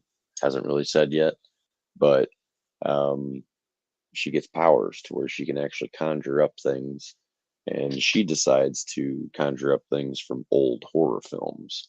So each time she conjures something up, it actually shows a little movie ticket off to the side with what movie it's from, what year, and all that. And she basically is taking out all these demons that are after her because of this power that she's been given. And How long before she gets Freddy's glove? who knows? I think That's I've what I read want. Because 3 of them, this is a great series. but I haven't seen the Freddy's glove yet. Nor have I. I've seen a weed whacker, I think. But Yeah, that's close. no. I love you, brother. Well, I mean, he picked up leaves in the one movie. Who knows? That's very true. Very true. Wait a minute. In the one movie? Nope. Nope. Halloween, man. Thank you, brother. Oh. Thank you. All right, Jay. Don't make me come down there in the heat. It's only 80 here now. You know, the words only and 80 never belong together, ever, in a So- sentence. It's 11 o'clock here, and it's 80 degrees outside. That means it's midnight here. And it is Baby Shark. Do. So, anyways, Allie's sister gets abducted in order to trap her and try and get her powers. So, it doesn't work. Yeah, whoever you heard this from, props to them, because I heard it from you. So I tell people you told me about the book. Well, I think AJ on Wonderland, I think he held it up one night and he said something about the correlation between it looked like his mask. And so the next day when I was in the shop, I said, that cover does look really cool. Grabbed it. Didn't even realize it was a Cullen Bunn book until I got home. And then read it and I was like, whoa, dude, this book's awesome. Michael turned me onto it. Yeah, it's great. Like the first issue, I've only read the one issue. Like That's I haven't good. read any more about it. But So that good. first issue, I was like, okay, this book is pretty awesome. Like what an awesome power to have, conjuring weapons from old movies that you've seen. Dude, I would be conjuring up the glaive from Crawl. And I know Oh, that's so stupid, but I no. absolutely loved that movie. Oh my God, I loved that when I was a No, kid. sir, that is not stupid. That is Thank awesome. you. I want Thank that you, razor brother. boomerang so bad. Oh, Are you kidding man. me? I love that movie. I don't care what nobody says. Thank you, brother. I love you too, man. We should do a watch party on that one. Oh my God. Yes. I totally would. Like, it always makes me sad near the end of that movie too. Mm-hmm. Oh, and the horse and the fucking Cyclops. Okay. I love that movie.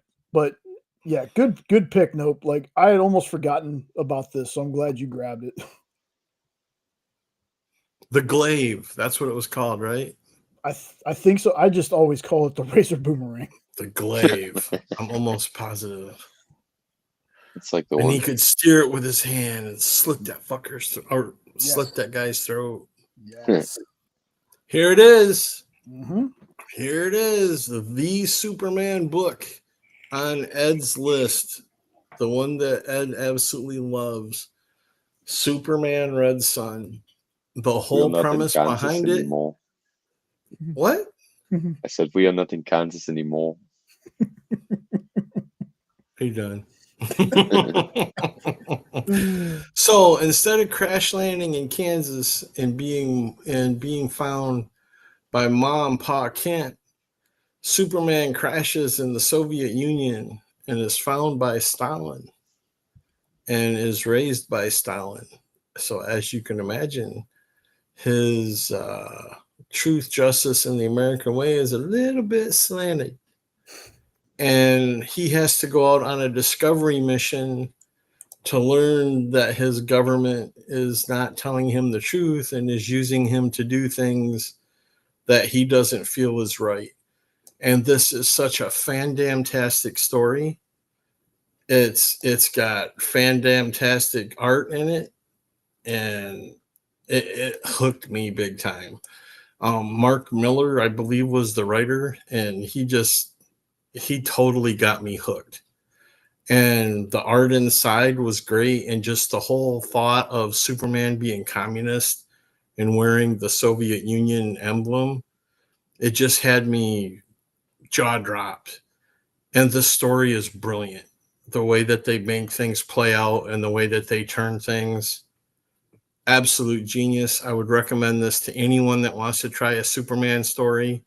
This is obviously a one shot because he didn't land in the Soviet Union, but it is so much fun and it is so much different than any other Superman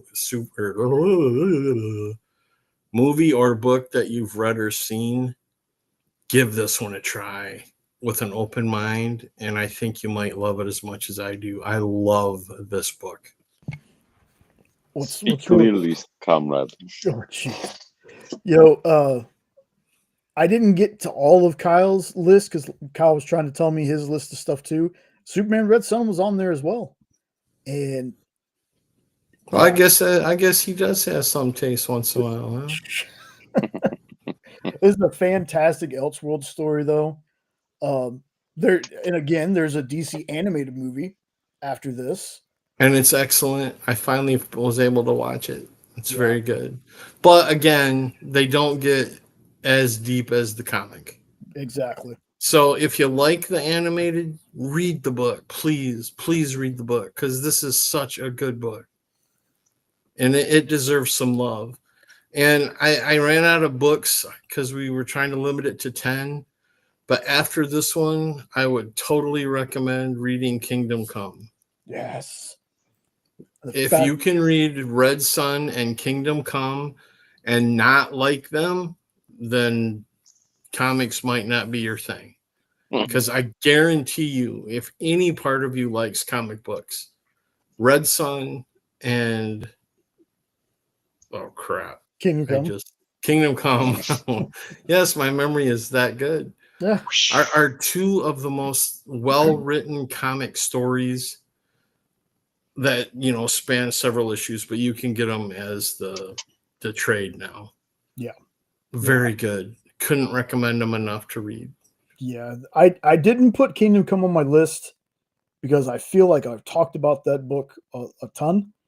But That's why I didn't too, because I even told you the story on how the guy gave it to me for free. yeah, And it worked because it got me hooked. but yeah, Kingdom Come is just phenomenal. And if y'all are missing DC animated movies, dude, you're missing, because DC knows how to do animated movies. Yeah, I have yet to see one I didn't like.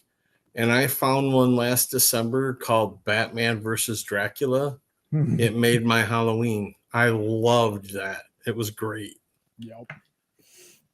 Nice. Sorry. Oh, Tangent no, time. you're good. Sync. This is a horror anthology by John Lees. John Lees has written a ton of mainstream books. This is actually a Comics Tribe book. Now, Jay, why did you put a Kickstarter book on the list? This is supposed to be all books you can get in the shop. Well, about that, one of the comic shops around here had actually been getting Comics Tribe stuff in the shop. They had Sync Volume 1 and 2. I bought both of them because I'm a John Lees fan. This one, again, horror anthology that ties together in a beautiful way. It's about Glasgow, Scotland. And my goodness, like, it's terrifying. It's clowns in a blue van kidnapping people, turning them into monster clowns. It's a seedy underbelly of gangsters lobbying for control of this town. Like, it's just Sink Hill is the place that it's the little town that most of the stuff takes place in. This is one that you'd have to read it.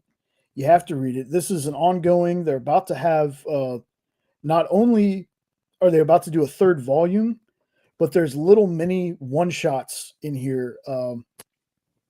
The second volume introduces the coolest super anti-hero named Mr. Dig, who's a guy who wears a fox mask and takes out people with a shovel.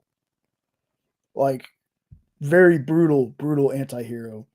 There's one about Steel Tooth Jack, who's like a vampire that has literal steel teeth. There's a bunch, like I said, a bunch of little one-shots that go off of this. If you're into horror anthologies that tie together, if you're into really messed up stuff, John Lees and Alex Cormack on the art, they do a fantastic job weaving this story. If you can find it in your comic shop, by all means, grab it. You can also go to Comics Tribe's website. They might have it there too. I've picked up a lot of Comics Tribe stuff after the fact from their website. This is just a great company. They do really great horror. They do a lot of different genres of stuff, but their horror stuff is just fantastic. Let's see what else. Honorable mention on this, because it's also Comics Tribe, is one called Happy Hill. It's about a resort that's terrorized by this entity known as the Woodsman. Now, that one I backed the first issue on Kickstarter, but the rest of them came through the comic shop. So I was able to collect the series without getting every single issue off Kickstarter. So again, another one to check out. The company itself is one to check out. But again, horror anthology, creepy freaking clowns. Like, some stuff that happens in this book is just disturbing. And you'll never look at S&M and condoms the same way again after reading some of these books. So let's see. I think, okay, there we go. Yep. Yeah, this is art from Harrow County. This is another Cullen Bunn story, but this follows a young teenage girl that is actually just starting to become aware that she has some sort of powers, and then slowly learns that the town knows a little bit more than she does about these powers and where they could be coming from, and kind of her origin, if you will, when she was found and all that. And it really goes into what are called haints, and these are created and or old spirits, creatures that, skeletons, the big bull creature, all these different things that are kind of another realm, another world, that all have their own life, that all tie together in this Harrow County, everything. And big, I think 32 issues in the story, or you can collect it in a couple different, you can get the first trade. I think the second trade's actually really hard to find because they only printed the one time, and I guess didn't print that many, but you can get the whole collected omnibus, which is actually like a little drawer of the one skinless boy. That's where she keeps him at home, is in the drawer tucked away. But it's a really good story, and deals with witches and ghouls and all that other jazz. You guys have read that, haven't you? I think you guys referred. Part of the reason why I read it. I think so. I don't remember it very well because I read a lot of stuff on that show. There's a lot to it also. Huh. It's a long series. It took me a while to read it. Nice. But it's really good though, and the art's awesome.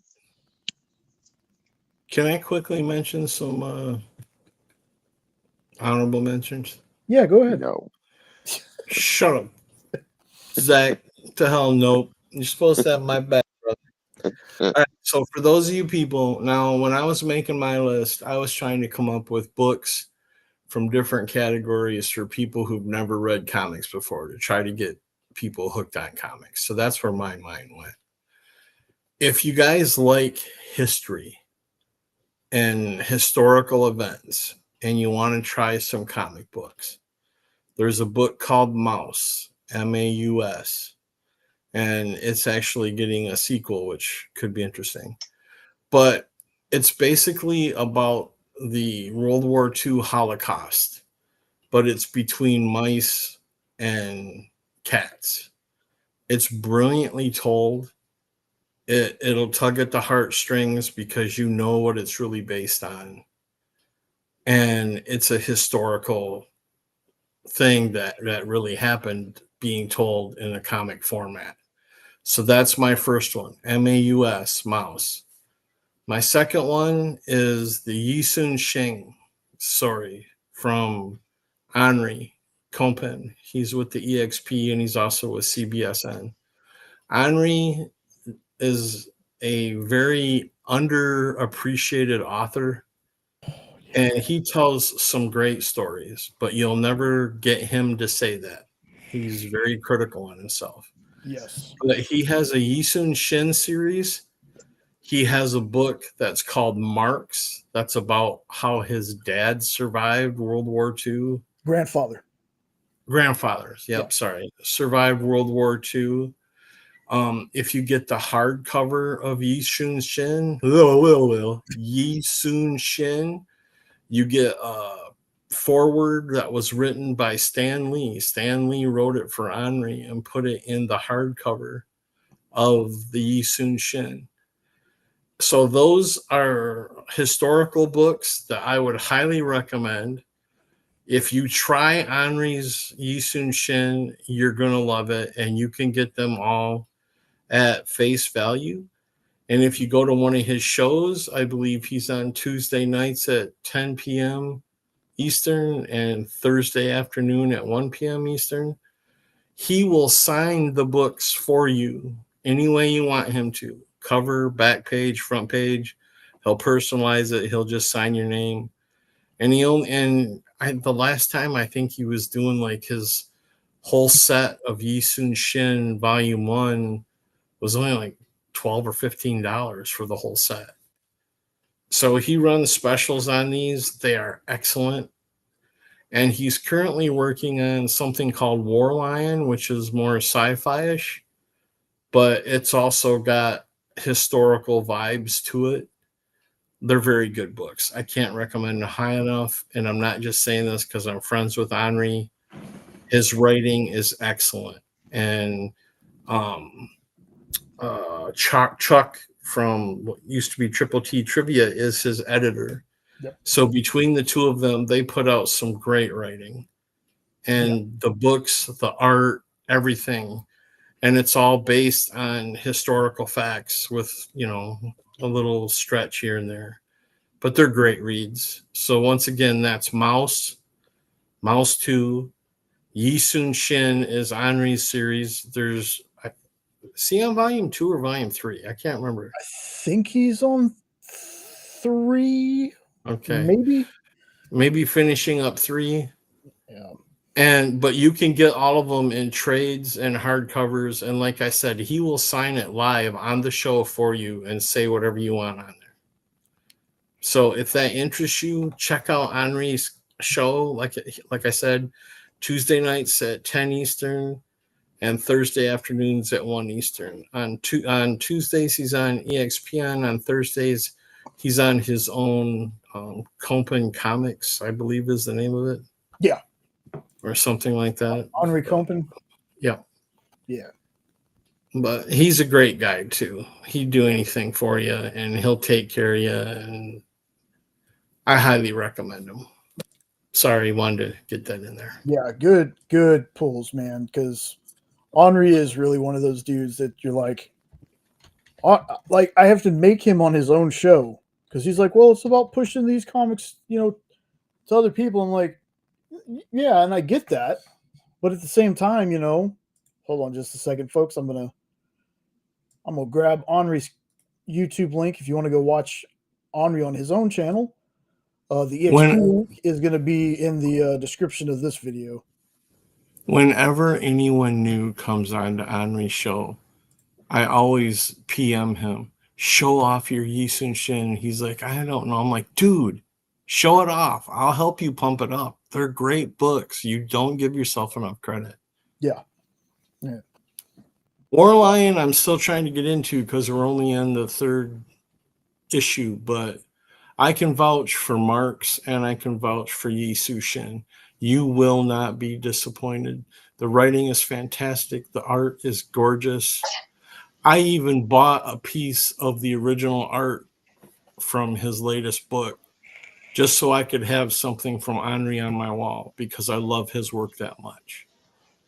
So please give him some love. And if history interests you, give those books a check out. Yeah. 100%. Yeah.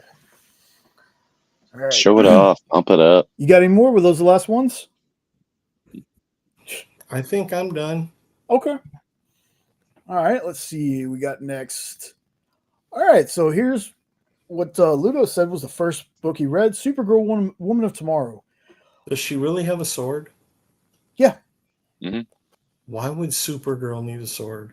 Have you ever It's read Supergirl, Woman of Tomorrow? Yeah. That would be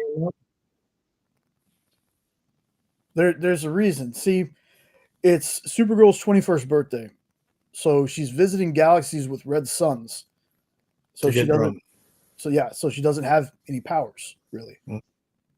So not to give too much away, but during one of these times, she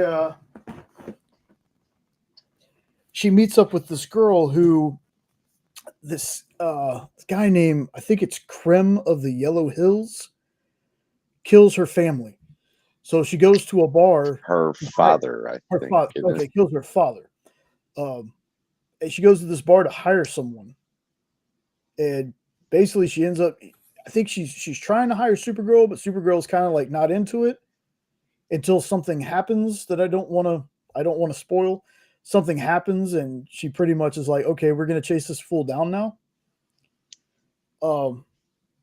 Here's what I'll say. Cause this is a book I really don't, I want to leave it super, super freaking vague. If you're excited for the Supergirl Woman of Tomorrow movie, which is now just titled Supergirl, this is the basis. This is going to be the basis for that movie. Okay. You need to read this because if that movie is even a 10th close to how this book is, now I haven't read a ton of Supergirl stuff. I'm going to be honest about that.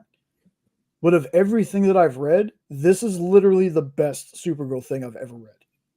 This story is so good. Like, again, I hear all these things about Tom King. about him not being able to finish a story and all this other stuff. I don't know. The stuff that I've read from him has been great. Yeah. Yeah. Does it have Superman in it? No, Well, I don't think so. if he's in it, it's not like anything more than a panel or two, maybe. I don't remember. I think it's Crypto and Comet. Oh yeah. Yeah, I don't think Superman's in it at all. But again, I can't remember, because if he is in it, it's so small that I don't remember him being in it. So do you have any concerns that Supergirl can pull a Prime movie on her own? Not at all. If they base it off of this, not at all. Yeah, Okay. for sure. This is a good story. Yeah. Like this is a book that I think if they do it correctly, it could maybe potentially be even bigger than the Superman movie. Is this something that can be still picked up for like $5 or? Mm-hmm. Yeah, they have a trade of it to where you can get it for, I don't think $5, but Cool. because I think there's 6 issues to it, maybe something like that. Maybe it's just 4. 80. Oh, 8. Yeah. Samsonite. That was way off. Swanson. Yeah, there's it's 8 issues total, and I had been told forever by people that I know, by Bearded Comic Bro, by just a bunch of other folks. Have you never read Supergirl Woman of Tomorrow? And I'm like, no, I haven't. Like, it's not because I'm not interested. I just haven't. They're like, dude, you need to read it. So through certain means, I read an issue. And then that issue turned into 3 issues. And then that 3 issues turned into, oh, here's the end of the story.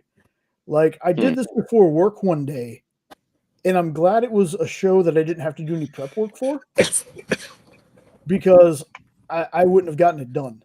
Like, I made the mistake of reading this before work, but I enjoyed it that much. Like, it is such a fantastic story. And again, if that movie is anywhere close to this, that movie's going to make bank. That movie's going to be tremendous.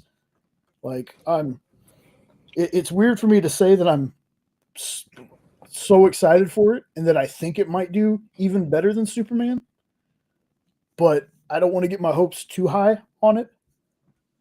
But yeah, the thing about her showing up at the fortress drunk feels a little out of time for what happens in the book. But again, if you haven't read it, I highly suggest reading this. And I'm kind of I'm excited because I haven't gotten it yet, but Kyle actually got me a Bilquist Evely, I think is how you say the last name, cover of the new Supergirl comic that came out. And I'm actually excited to read that too. Like, this book had, Supergirl has always been she's kind of a cool character. It's just female Superman. But this book kind of turned that around on me. It kind of made me feel, no, she's her own character. So again, highly recommend this one.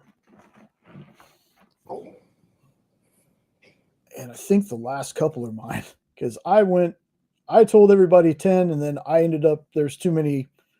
I kept going. So yeah, perfect example, Superman Unchained. This is from the New 52. This is a suit I don't like, but I love this story. This is one of my favorite Superman stories. Yes, Sean, absolutely. I can't wait to see your review on it, man. If you're still planning on doing one. I think he's still planning on reviewing Supergirl Woman of Tomorrow. This is what if something before Superman was sent to Earth. You thought I was vague about stuff before, folks. This one, since it is my favorite, this is what I'm going to be the most vague with. You want to see Superman in an awesome mech suit, a super mech suit? Yeah. This is done by Scott Snyder and Jim Lee. Like, you see the names on the cover there. I mean, this is like an all-star team doing this book. And while it's not your traditional Superman story, like I would definitely not tell somebody, hey, if you loved that Superman movie and everything about the Superman movie that just came out, this is perfect, because it's not.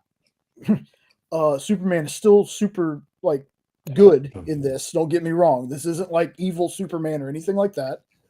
But this is during that time where Superman was a bit OP, maybe a little more aggressive with his powers, but nothing to where you're like, this guy isn't Superman.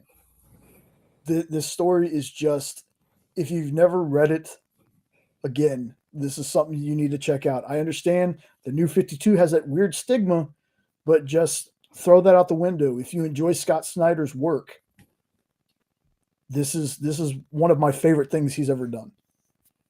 And that says a lot, because Scott Snyder also did Witches, which is a fantastic horror series, and he's doing, Absolute Batman, and like he's done a lot of good stuff. So Well, while he's here, if you don't mind, thanks, Sean. I appreciated you talking with me the other night, so I just wanted to say thank you, and I appreciate you, brother.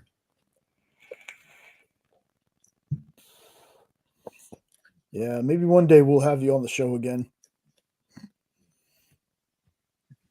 Hoping something comes of that. If things go our way, we might see Sean a lot more. I'm hoping that's the case too. Yeah. Sooner than later. Yes. But yeah, this is, As far as work again, goes. yeah, For this sure. is just, I'm going to be pushing Superman books because Superman's my dude. So on not really the opposite end of the spectrum, but kind of a little towards the older, more classical style, that is not it. That's the one after this. Okay. I forgot. See, I made the slides and I forgot the order they were in. This is The Hood. It's a Marvel Max series. I have talked about many, many times before how I really enjoy Marvel Max. Marvel Max is the darker, more adult kind of Marvel stuff, the stuff that they can't put in the regular books. It was something I used to say until I read Predator versus Spider-Man, and that kind of threw it out the window for me. If y'all haven't checked out that series, you really need to. That's one I would suggest, like honorable mention, Predator versus Spider-Man. It's insane. So this basically has the tagline. Do I have which one? Remember, we're on a little bit of delay, Sean. So pretty much any book I've put up here is one that I have.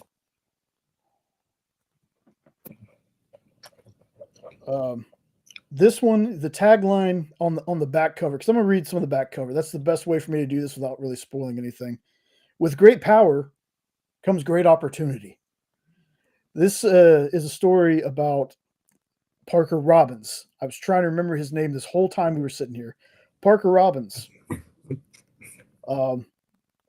He couldn't afford college, but he was able to buy a ski mask and a gun. He dropped out of high school and he was like, my dad was a foot soldier for Kingpin. So that's what I want to do. I want to follow my dad's footsteps and be a foot soldier for the Kingpin. But, he's got all kinds of issues, all kinds of problems. This guy basically has Parker luck, but he's got, a pregnant girlfriend, but he's got a chick on the side who's demanding. He's got his mother who's been institutionalized to take care of. And he happens upon him and his crew are going to rob some warehouse. And he happens upon this cloak and boots. And the cloak and boots give him magical powers. And Parker Robbins is not the kind of guy to do good with this stuff at all. He's not going to become a hero. He's going to become the villain. Now, this is one of those, again, it's been a while since I've read it, but I know that while Mephisto might not be in this book, Mephisto is very tied to the character of the Hood. And I think if folks ended up watching Ironheart, I think they explore that in the Ironheart series a little bit. But just know, this guy is a bad dude. There's no redeeming qualities about this guy. I know I'm not supposed to like this dude. I'm not supposed to root for him. But the way he's written in this book, I love this book. Like, the Hood he is a villain that I believe, except for, again, him being an Ironheart, I believe is so underutilized. It's not even funny. Like, this is one of my lesser known favorite villains. I think the Hood should be a lot bigger than he is. I got this for $5. He kind of sounds like a little bit of like Fool Killer from your description. Yeah, a little bit. Like, he's so hard. Like, he's a bastard. Like, he's just a heartless bastard. Like, you want to hate the guy, but when you read this book, you're like, okay, that was kind of cool. Like, he's one of those guys. You got this one for $5, Note? The one that I got, it was on the discount shelf, but it collects 1 through 6. It's the Saga of Parker. Oh, the Robbins. Saga of Parker Robbins. And this has the Hood 1 through 6 and Dark Reign the Hood 1 through 5. Dang. And material from Dark Reign the Cabal. So, an additional story by Brian K. Vaughan, Jeff Parker, and Rick Remender. And then illustrated by Kyle Hotz. So, damn, that's a good one. I remember hearing good things about that. I'm like, ooh, $5. Yeah, sold. Yeah, that's whew. Yeah, so that's the Hood. That's my villain worship for today. Well, let's see. So the last one I have is kind of a funny story about this one. And I'm gonna go ahead and do this real quick. So I got this, right? Love this. It's basically it collects Funeral for a Friend, and I have I think almost every single issue of Funeral for a Friend. Now, what I want you to notice, as soon as I get it opened up here. And as I collect Funeral for a Friend across all the different titles, or just in Superman? I think there were 6 in Superman. It looks like it's all of them, and it's 369. Oh no, there's 8, and then there's Back from the Dead. Gotcha. But you notice the art style in here, very, very old school, very not very very bright, right? Mm-hmm. So I also got the not only do I have Death of Superman the trade, but I got the Death of Superman anniversary hardcover or something. But I also have Funeral for a Friend. And what I didn't realize was while there's more in this actually collects that whole book. So I basically have it twice. So earlier when I said, be careful when you're collecting certain things, Mm-hmm. I mean, it's fine. It's cool to have the old, like this is more glossy. Brighter colors, it's glossy. This is like old school, feels good kind of thing. But this actually has more in it. So it's not like I bought the same book twice or anything. But World Without Superman is, yeah. I have 2 Hellboy Seeds of Destruction because there was a 1 through 4 volume better deal later, and I went, well, damn it. Yeah. But this one is basically, this is what happens after the death of Superman. And this is where you get, the Newsboys and the Guardian and all the different, all the different Supermen that end up coming out. I think I might be jumping a little too ahead about the other Supermen. Yep, I'm jumping ahead. There's not the new Superman just yet. but there is the Newsboys, the Guardian. You got, oh my God, what is the dude's name? I think it's like Gangbuster, I think is the guy's name. Yeah, Gangbuster. You got the hero that nobody hears about anymore. There's also, a short little thing in here about Pa Kent having a heart attack and seeing Clark. Like it's a really good story. So if you've read Death of Superman, World Without Superman, Funeral for a Friend, either one, so you have both stories. Definitely worth getting. The precursor, it's one of those, Death of Superman is so good, and the next thing is kind of No, not with this. World Without a Superman is just a nice little companion piece to go. So you kind of have the whole thing, the whole story collected, because Death of Superman goes way beyond just the Death of Superman. So that, I want to say that's the last one I had, but real fast, here's some ones that Jenna and Sean picked out. We're going to go with Jenna's list first.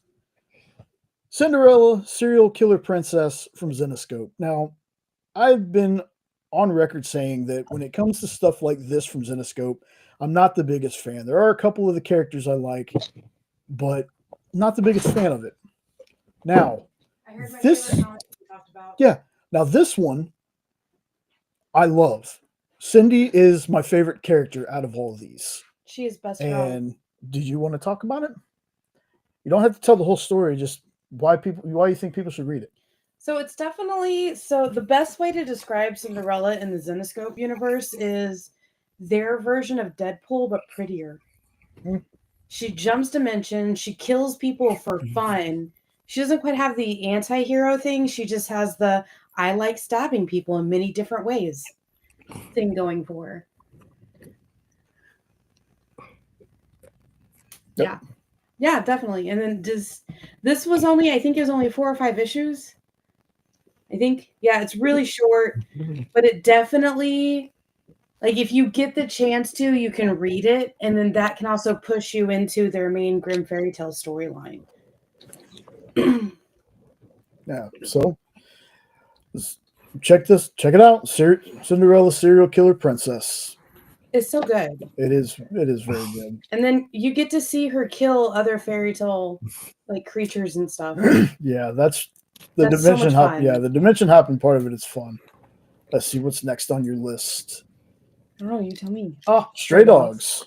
What can I say about this that hasn't already been said? It's good.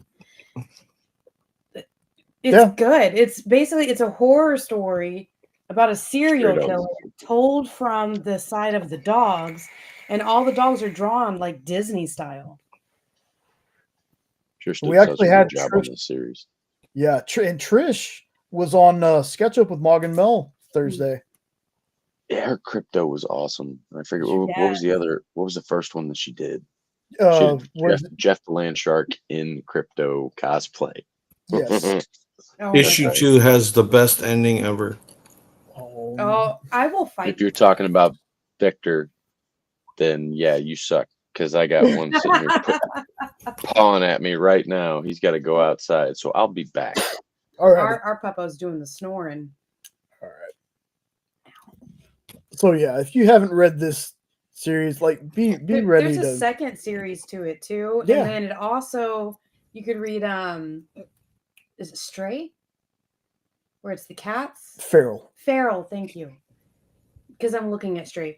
So it goes Stray Dogs, Dog Days, and then Feral, right? yes. Yeah, I think that's and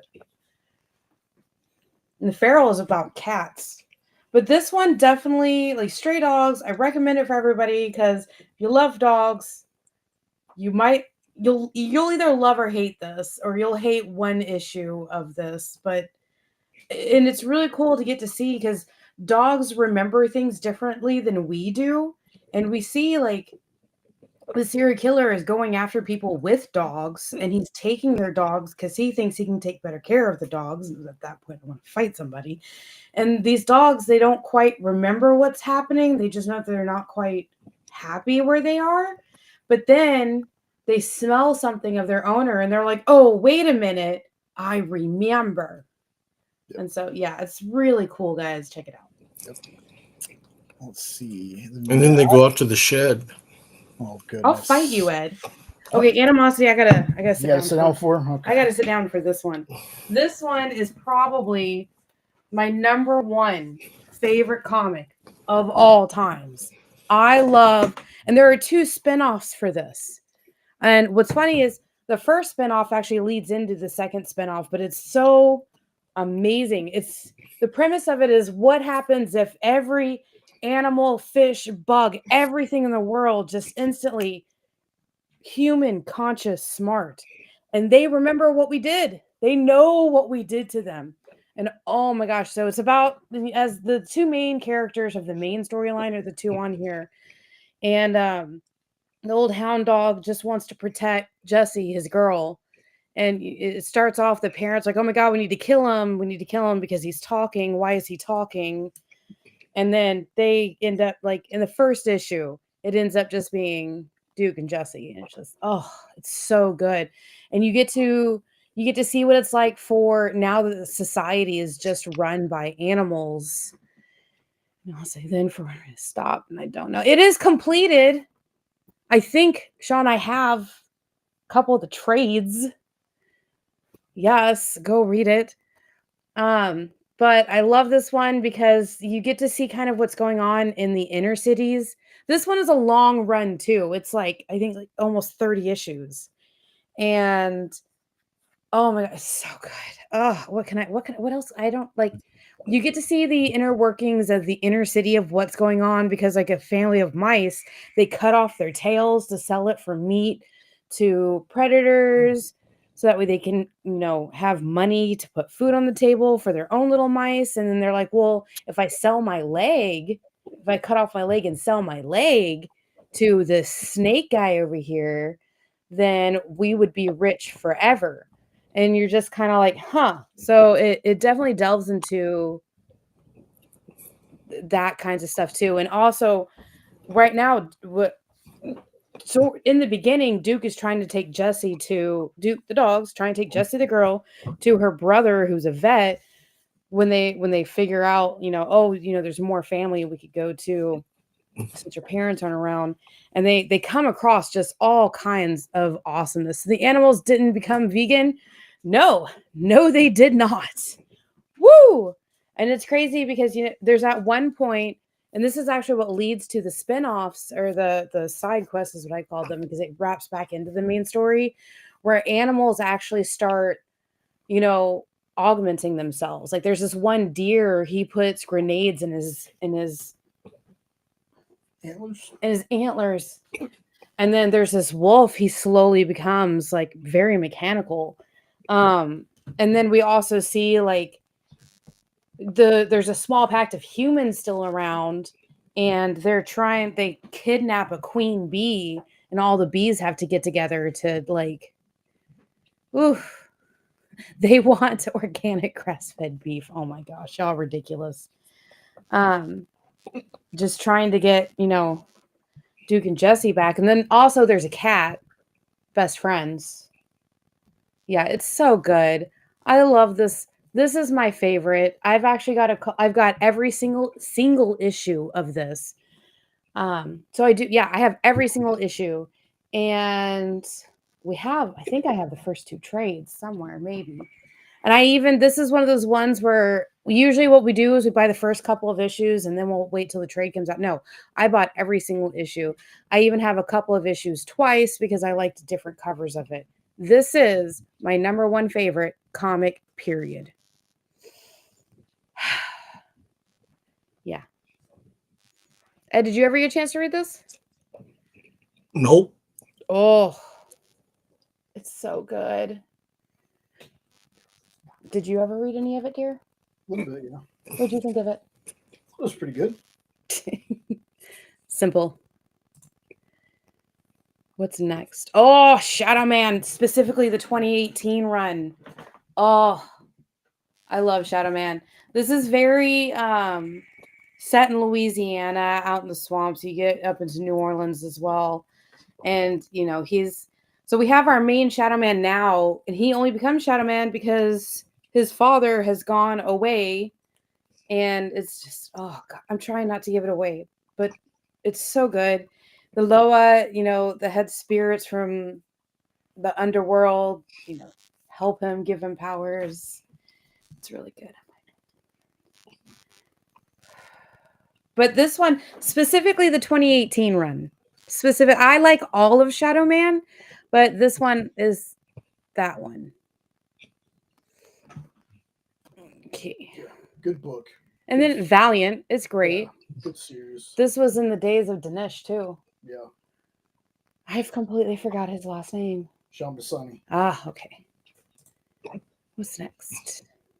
Oh, what can I say about Divinity? Divinity is a close number 2 in my favorite series. So this is Divinity 3, the third storyline of it, Stalinverse. And so what we have is like our main like cosmonauts. And it starts off, we have 3 cosmonauts, which is this dude, this chick, and then another dude. And they go out to the edge of the universe because the scientists saw something at the end of the universe.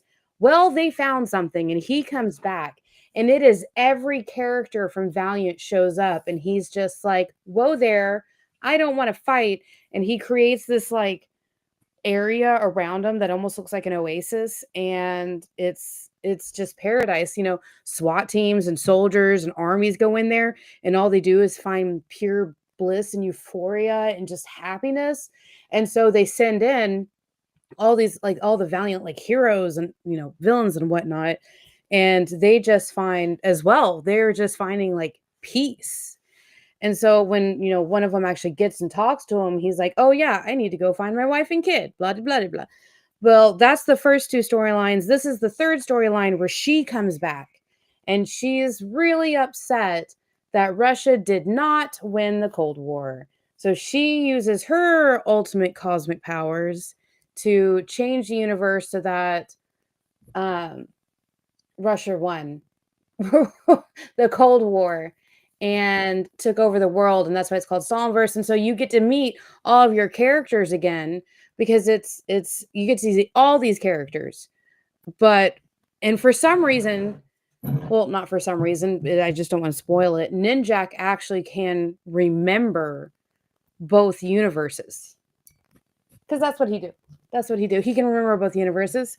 And we get to see things like Shadow Man. He's pretty much owned by, you know, the Soviets. It's just like the whole world is just, it's insanity, but it's so good. And there's only 3 story arcs, and then the 4th one that wraps it all up is Eternity. Is that what the next one is? I think is your last one. Yeah, Eternity. So this one gets slept on. This is the amazing ending to the Divinity storylines. So it just wraps everything up. Well, okay, it leaves some questions, but it's really good. I'm trying not to spoil things because that character is somebody that the other things, it's so, gosh. Yeah. The Stalinverse stuff kind of feels like if you did an Elseworld story in Valiant and you used Red Sun as the basis. Yeah. But I'll go back and read those anytime. Just this whole storyline, I'll go back and read it. It's so good. It's so well written. And the things that happen during Divinity and Eternity actually show up even to this day in Valiant books. Like, it's this ripple effect that became this across universe everythingness of Valiant. And it's so good. Like, this was like peak Valiant time too. Ed, what are you doing? Hiccups. Ah, okay. What's next? So I think now we get to Sean's list, because I wanted to let Sean be included. Oh, God Country's so good. This was, I want to say, Sean's first step outside, really, of the superhero genre. Yeah. Sean still kind of is, but isn't as much anymore. If he wasn't into the art, a lot of times he just Walked away. walked away from it. And Yeah. I can respect that. There's plenty of people that can't read certain stories if the art isn't there for them. Yeah. But Sean gave this a chance, and to this day, Sean still talks about this book. This Mhm. book has a talking sword. The older gentleman who wields it, and it is an older gentleman, was suffering Alzheimer's. But having the sword makes his mind clear. And it hits you in the feels with a lot of stuff that happens in it. But it's basically these gods want the sword back. Grandma Chainsaw. Oh God, Grandma Chainsaw's amazing. Yeah. So that's God Country. Yeah. This is Daredevil, the Man Without Fear. This is in particular Guardian Devil. This is Kevin Smith, Joe Quesada with Jimmy Palmiotti. Now, I can't tell you much about this book because I haven't actually read it. We got it for Sean in a Christmas box we made for him one year that was Daredevil themed. It was Jenna's idea. She's like, well, why don't we just get him a bunch of Daredevil stuff, put it in a box? Put it in the box is literally what I said when making that box. Yeah. Good night. So yeah, I can't say much about this, but Sean, I like Daredevil, don't get me wrong, but I am not the fan that Sean or Nick are. So if Sean tells you it's the best Daredevil story ever, there's something to it. So next one he had on here was the Massive Verse. Now, I have not read any of the Radiant Red, Radiant Black, Radiant Pink Oh, I love the Radiant Universe. stuff. Sean, I'm making the chicken tonight. Okay. She's making the chicken tonight, Sean, For wraps. for Just wraps. said I would let him take some to work. Yeah. And this includes Rogue Sun, Inferno Girl Red, and The Dead Lucky.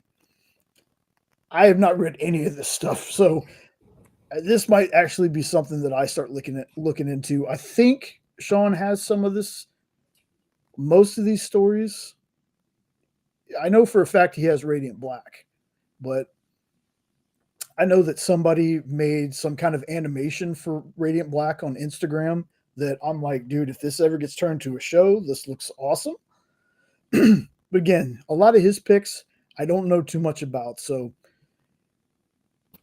just wanted him to be included. And then this is one, start with Radiant Black. That's what kicked off Radiant Pink, Radiant Red spinoffs. Yeah. This is something that everybody raves about. Jenna borrowed it from somewhere. I think she was working at the comic shop. She was able to take books home for the day. She read this. Sean read this. I didn't read it. I still have not read the beginning of Something is Killing the Children, and I hear people rave about this book. There are people whose whole channels revolve around this book, which is cool, which is fine. I just personally, I didn't start reading it, I think until like issue 27. And, the first one I read, I was like, okay, I can tell why people like it. Soon after that, though, I don't know. One of these days, I'm going to go read the first arc of this, because I think they're like on issue 30,000 or something now, and there are 2 or 3 spinoffs. But Something's Killing the Children, as much as all the good things I hear about it, if this is something you haven't read, give it a shot. And like Sean's saying right there, first 20 issues is some of the best storytelling ever. So let's see. Then we got Power Rangers Shattered Grid. Power Rangers comics have never really been for me. There was one I got specifically because our buddy Frank Gogol wrote it. I want to say that Garrett Gunn either did a cover or got to do a story for Power Rangers. I can't remember. Yeah. And like I said, I haven't read the beginning of the story, so I don't know, but House of Slaughter really didn't catch me. This though is, of course I watched Power Rangers as a kid. I got up, to when they had the new Rangers take over, when the three original, what was it, red, black, and yellow Rangers left. I watched that, but outside of that, I never got too invested in any of the other shows or the comics, except for the one I was talking about. But and there again, Sean says, most of the comics like TMT are hit or miss, or a bit of a miss. But he said Shattered Grid's a badass story, and I tend to take his word for that. And I think, yes, that was the last book on our list, folks. It's one about Lord Draken. I'll put that back on screen. Lord Draken, who tries to destroy all Power Rangers across realities. He's a Green Ranger, White Ranger hybrid power-wise. Oh, okay.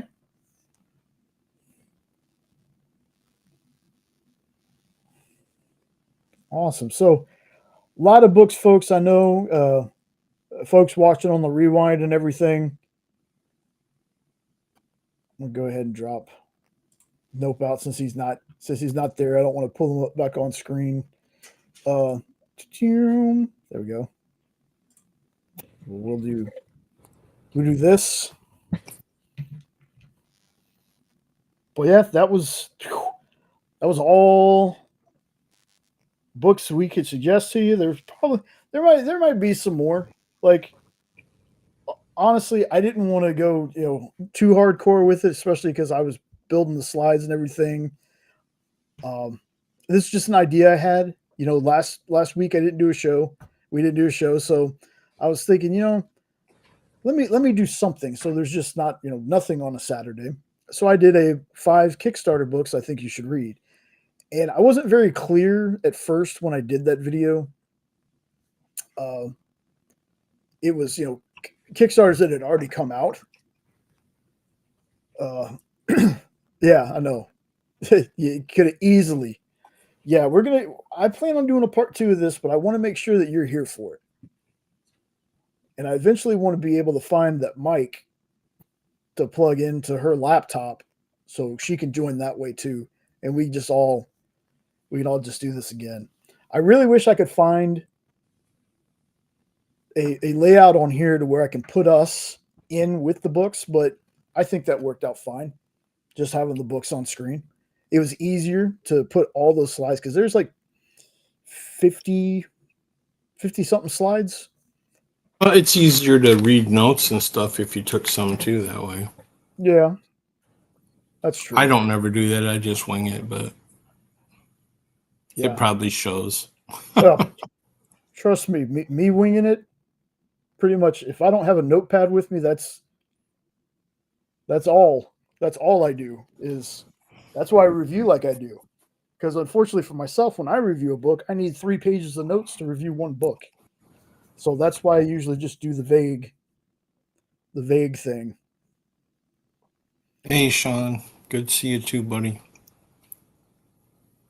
Man, yeah, we're definitely going to do a part 2. I'm going to try to do, some mix up things like, Kickstarter books that you've had, like that are already out, that, that you've read, that you think people should read. Like I said, I just did the 5 the other day, and video did pretty good for being a video I thought of at the spur of a moment.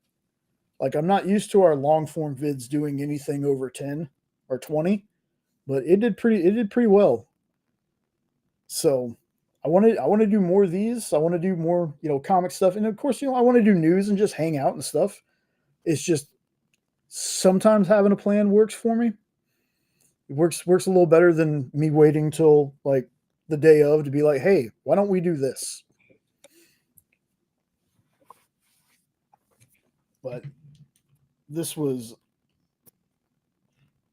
a lot of fun. I had a lot of fun, and there's a lot of books that I didn't know about, a lot of books that I knew about but never actually read myself. You know, there were some good comments in there about some books.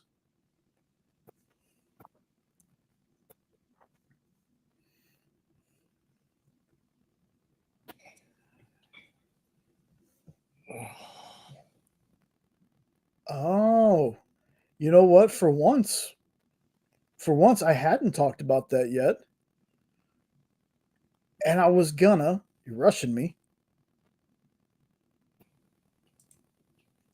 But yeah, do yourself a favor, folks. The WeirDopes are always kind enough to come on this show and help me not, help me keep my head above water, so it's not just me doing the show by myself. So I always appreciate having them on. It's what friends are for, brother. Exactly. And y'all are all, you're always welcome to be here, man. Always welcome. You're gonna regret saying that one of these days. Nah, I'm not. Let me see. I think I was going to give Nope a second to get his headphones on so I don't drop him in some kind of weird, awkward position. So I'll pop him in now. I'll drop him in an awkward position. You're still not getting a reach around. Oh, His mic ain't working. he knows. He's got it. Maybe now. Yep. You can do sign language. Always works. Get cool underneath my chair.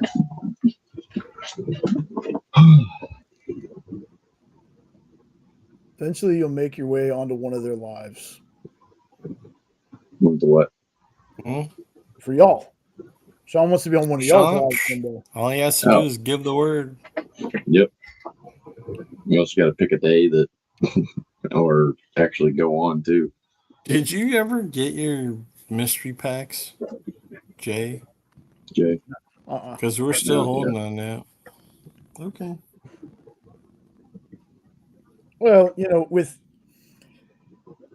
him just getting out of the hospital and stuff, I didn't think to ask him about it. No worries. Oh, since we put your links in the chat, guys, you got anything planned or you want to talk about or plans for the future? Yeah, we plan on doing an unboxing with you if you ever get your stuff. I can't hear. Like, you guys are cutting out real bad on my end. All right. It must just be you, brother, because I hear everything fine. Yeah, it's probably my computer again. Go figure. Oh, we're going to have to start a GoFundMe for everyone. No. I just need to figure this thing out. 8 gig of memory. Yeah, I know. Problem figured out.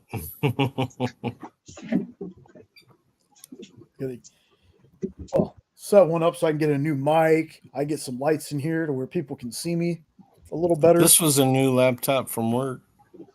I don't know if the laptop cam's any better, but this is a brand new laptop from work.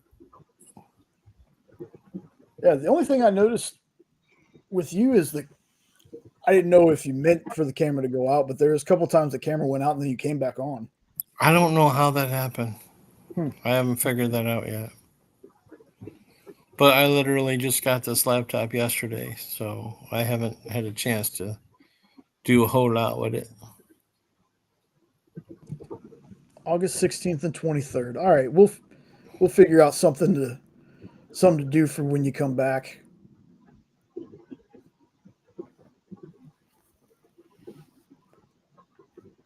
It'll be back. Eventually. Be nice. I'll even let you make the thumb.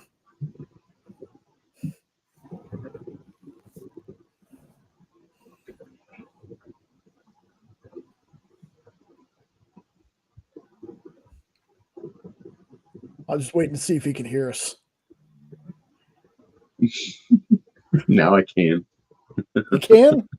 Okay. Yeah, it's choppy. I don't understand. It's got to be you, brother. Everything sounds fine here. No, I'm sure. Sure, it was coming in back in, and probably the headphones too.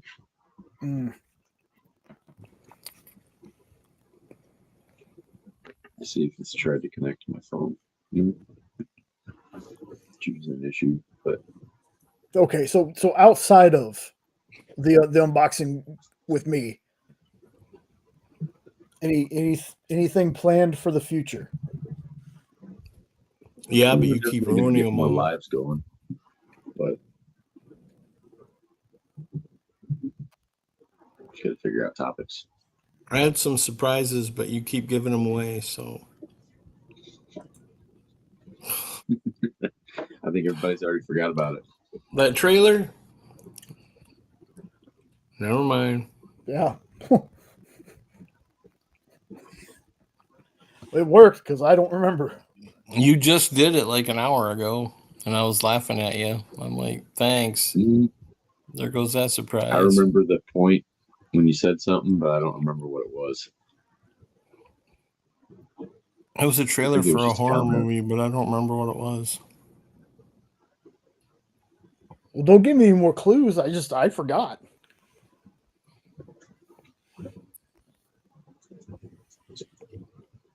Top left.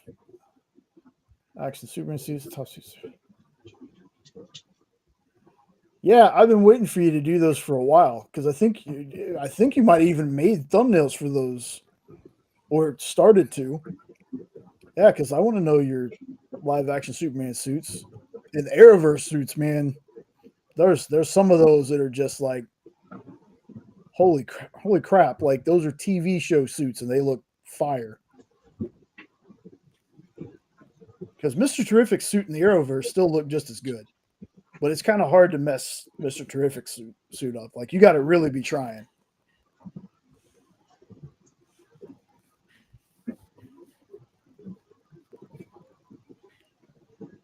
Okay, Superman 1's going to change.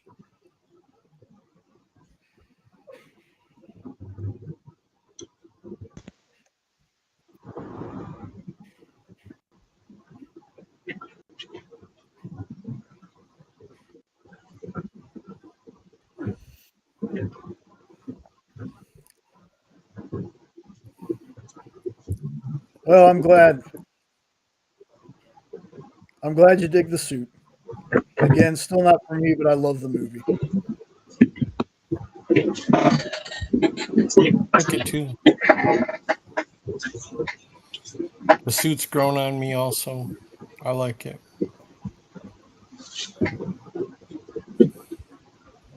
I never really had an issue with the suit because they didn't pay too much attention. Like the collar translated better in the live action than it did on the animated, I think.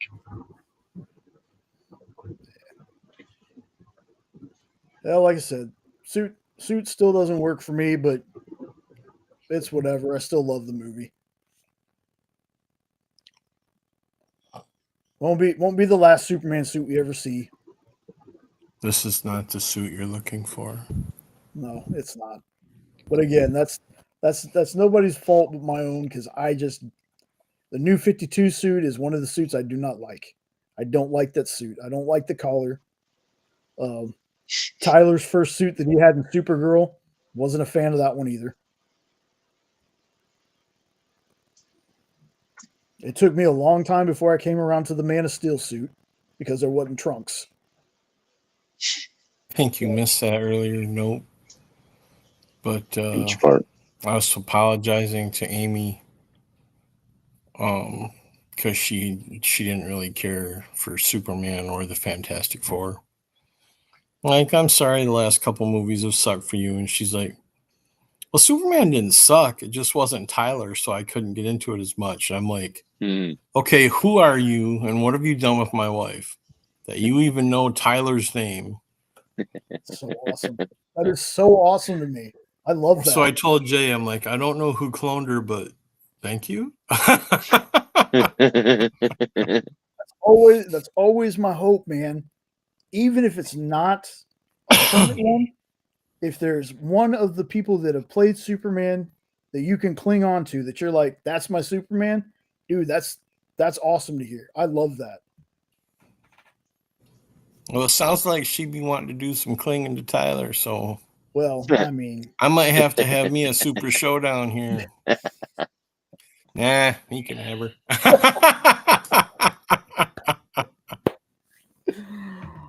awesome. Get your own Lex suit. That'd be fun. Ooh, Mm.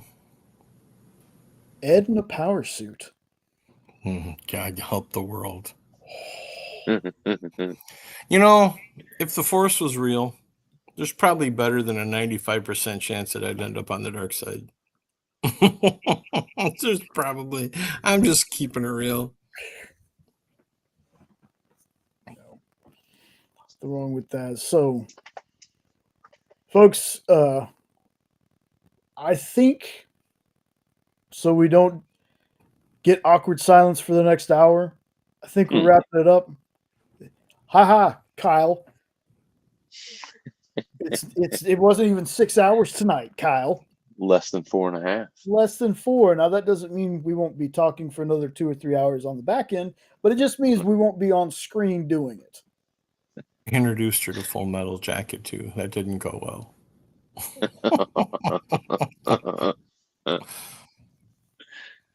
Bullshit. Bro. I'm sorry, like that movie's great. That movie's great. I still think that the best part of that movie is the beginning. I still like the movie as a whole. Yeah. Don't get me wrong. But the boot camp stuff is like my favorite part of that movie. Well, I love that look on Fisk's face when he's getting ready to kill the sergeant. It's just like, damn. Yeah. And here he is still talking about, didn't your mama hug you enough, you two son of a bitch? Yeah. Yeah. So, gentlemen, as always, thank you for joining me. A lot of good picks. I will see y'all in the back room in just a second. Thanks for having us. Hail Hydra. Hail Hydra. See everybody. All right, folks. I know. Short show. Didn't have a short show last week, and now you're only going to have a 4-hour show today. Well, again, I don't want to just idle for the next hour. As always, y'all, this is a blast. I love doing this. Even if it's only one person in the chat or one person watching, it's fine. I just have a good time. It's hanging out with friends. It's talking comics. It's talking nerdy crap. I love that. I do that pretty much all week for work too. But again, I love it so much. I can do this all the time. Everyone out there, if it's your first time hanging out, welcome. Thanks for watching this insanity. Not a terrifically put together show, but we have fun here. It's just a hangout, nothing too serious. Again, if you're watching on the rewind and there's a book we didn't mention that you're like, how did you forget this book? Leave it in the comments. Come after the show. Drop us comments. If you were here during the show, do the same. I'd love to hear some books that you think people should read. It doesn't have to be a list of 10. It could be 1, 2. It could be 30. I don't care. Just if you got a suggestion, just drop it in the comments. And don't forget to like, share, comment, subscribe, all that fun stuff. We are slowly, but steadily heading towards 650. I think that's the next little goal that I want to talk about. Doesn't matter if we get there. It just matters if people show up and have a good time. That's what the show's all about. But I'm going to get out of here. Stop rambling. I hope you all have a safe and awesome rest of your weekend. And hopefully you join us next week. Don't know what I'm doing just yet, but I hardly ever do until, a day or two before. But you have an awesome rest of your weekend and hope to see you next time. Take care. Later.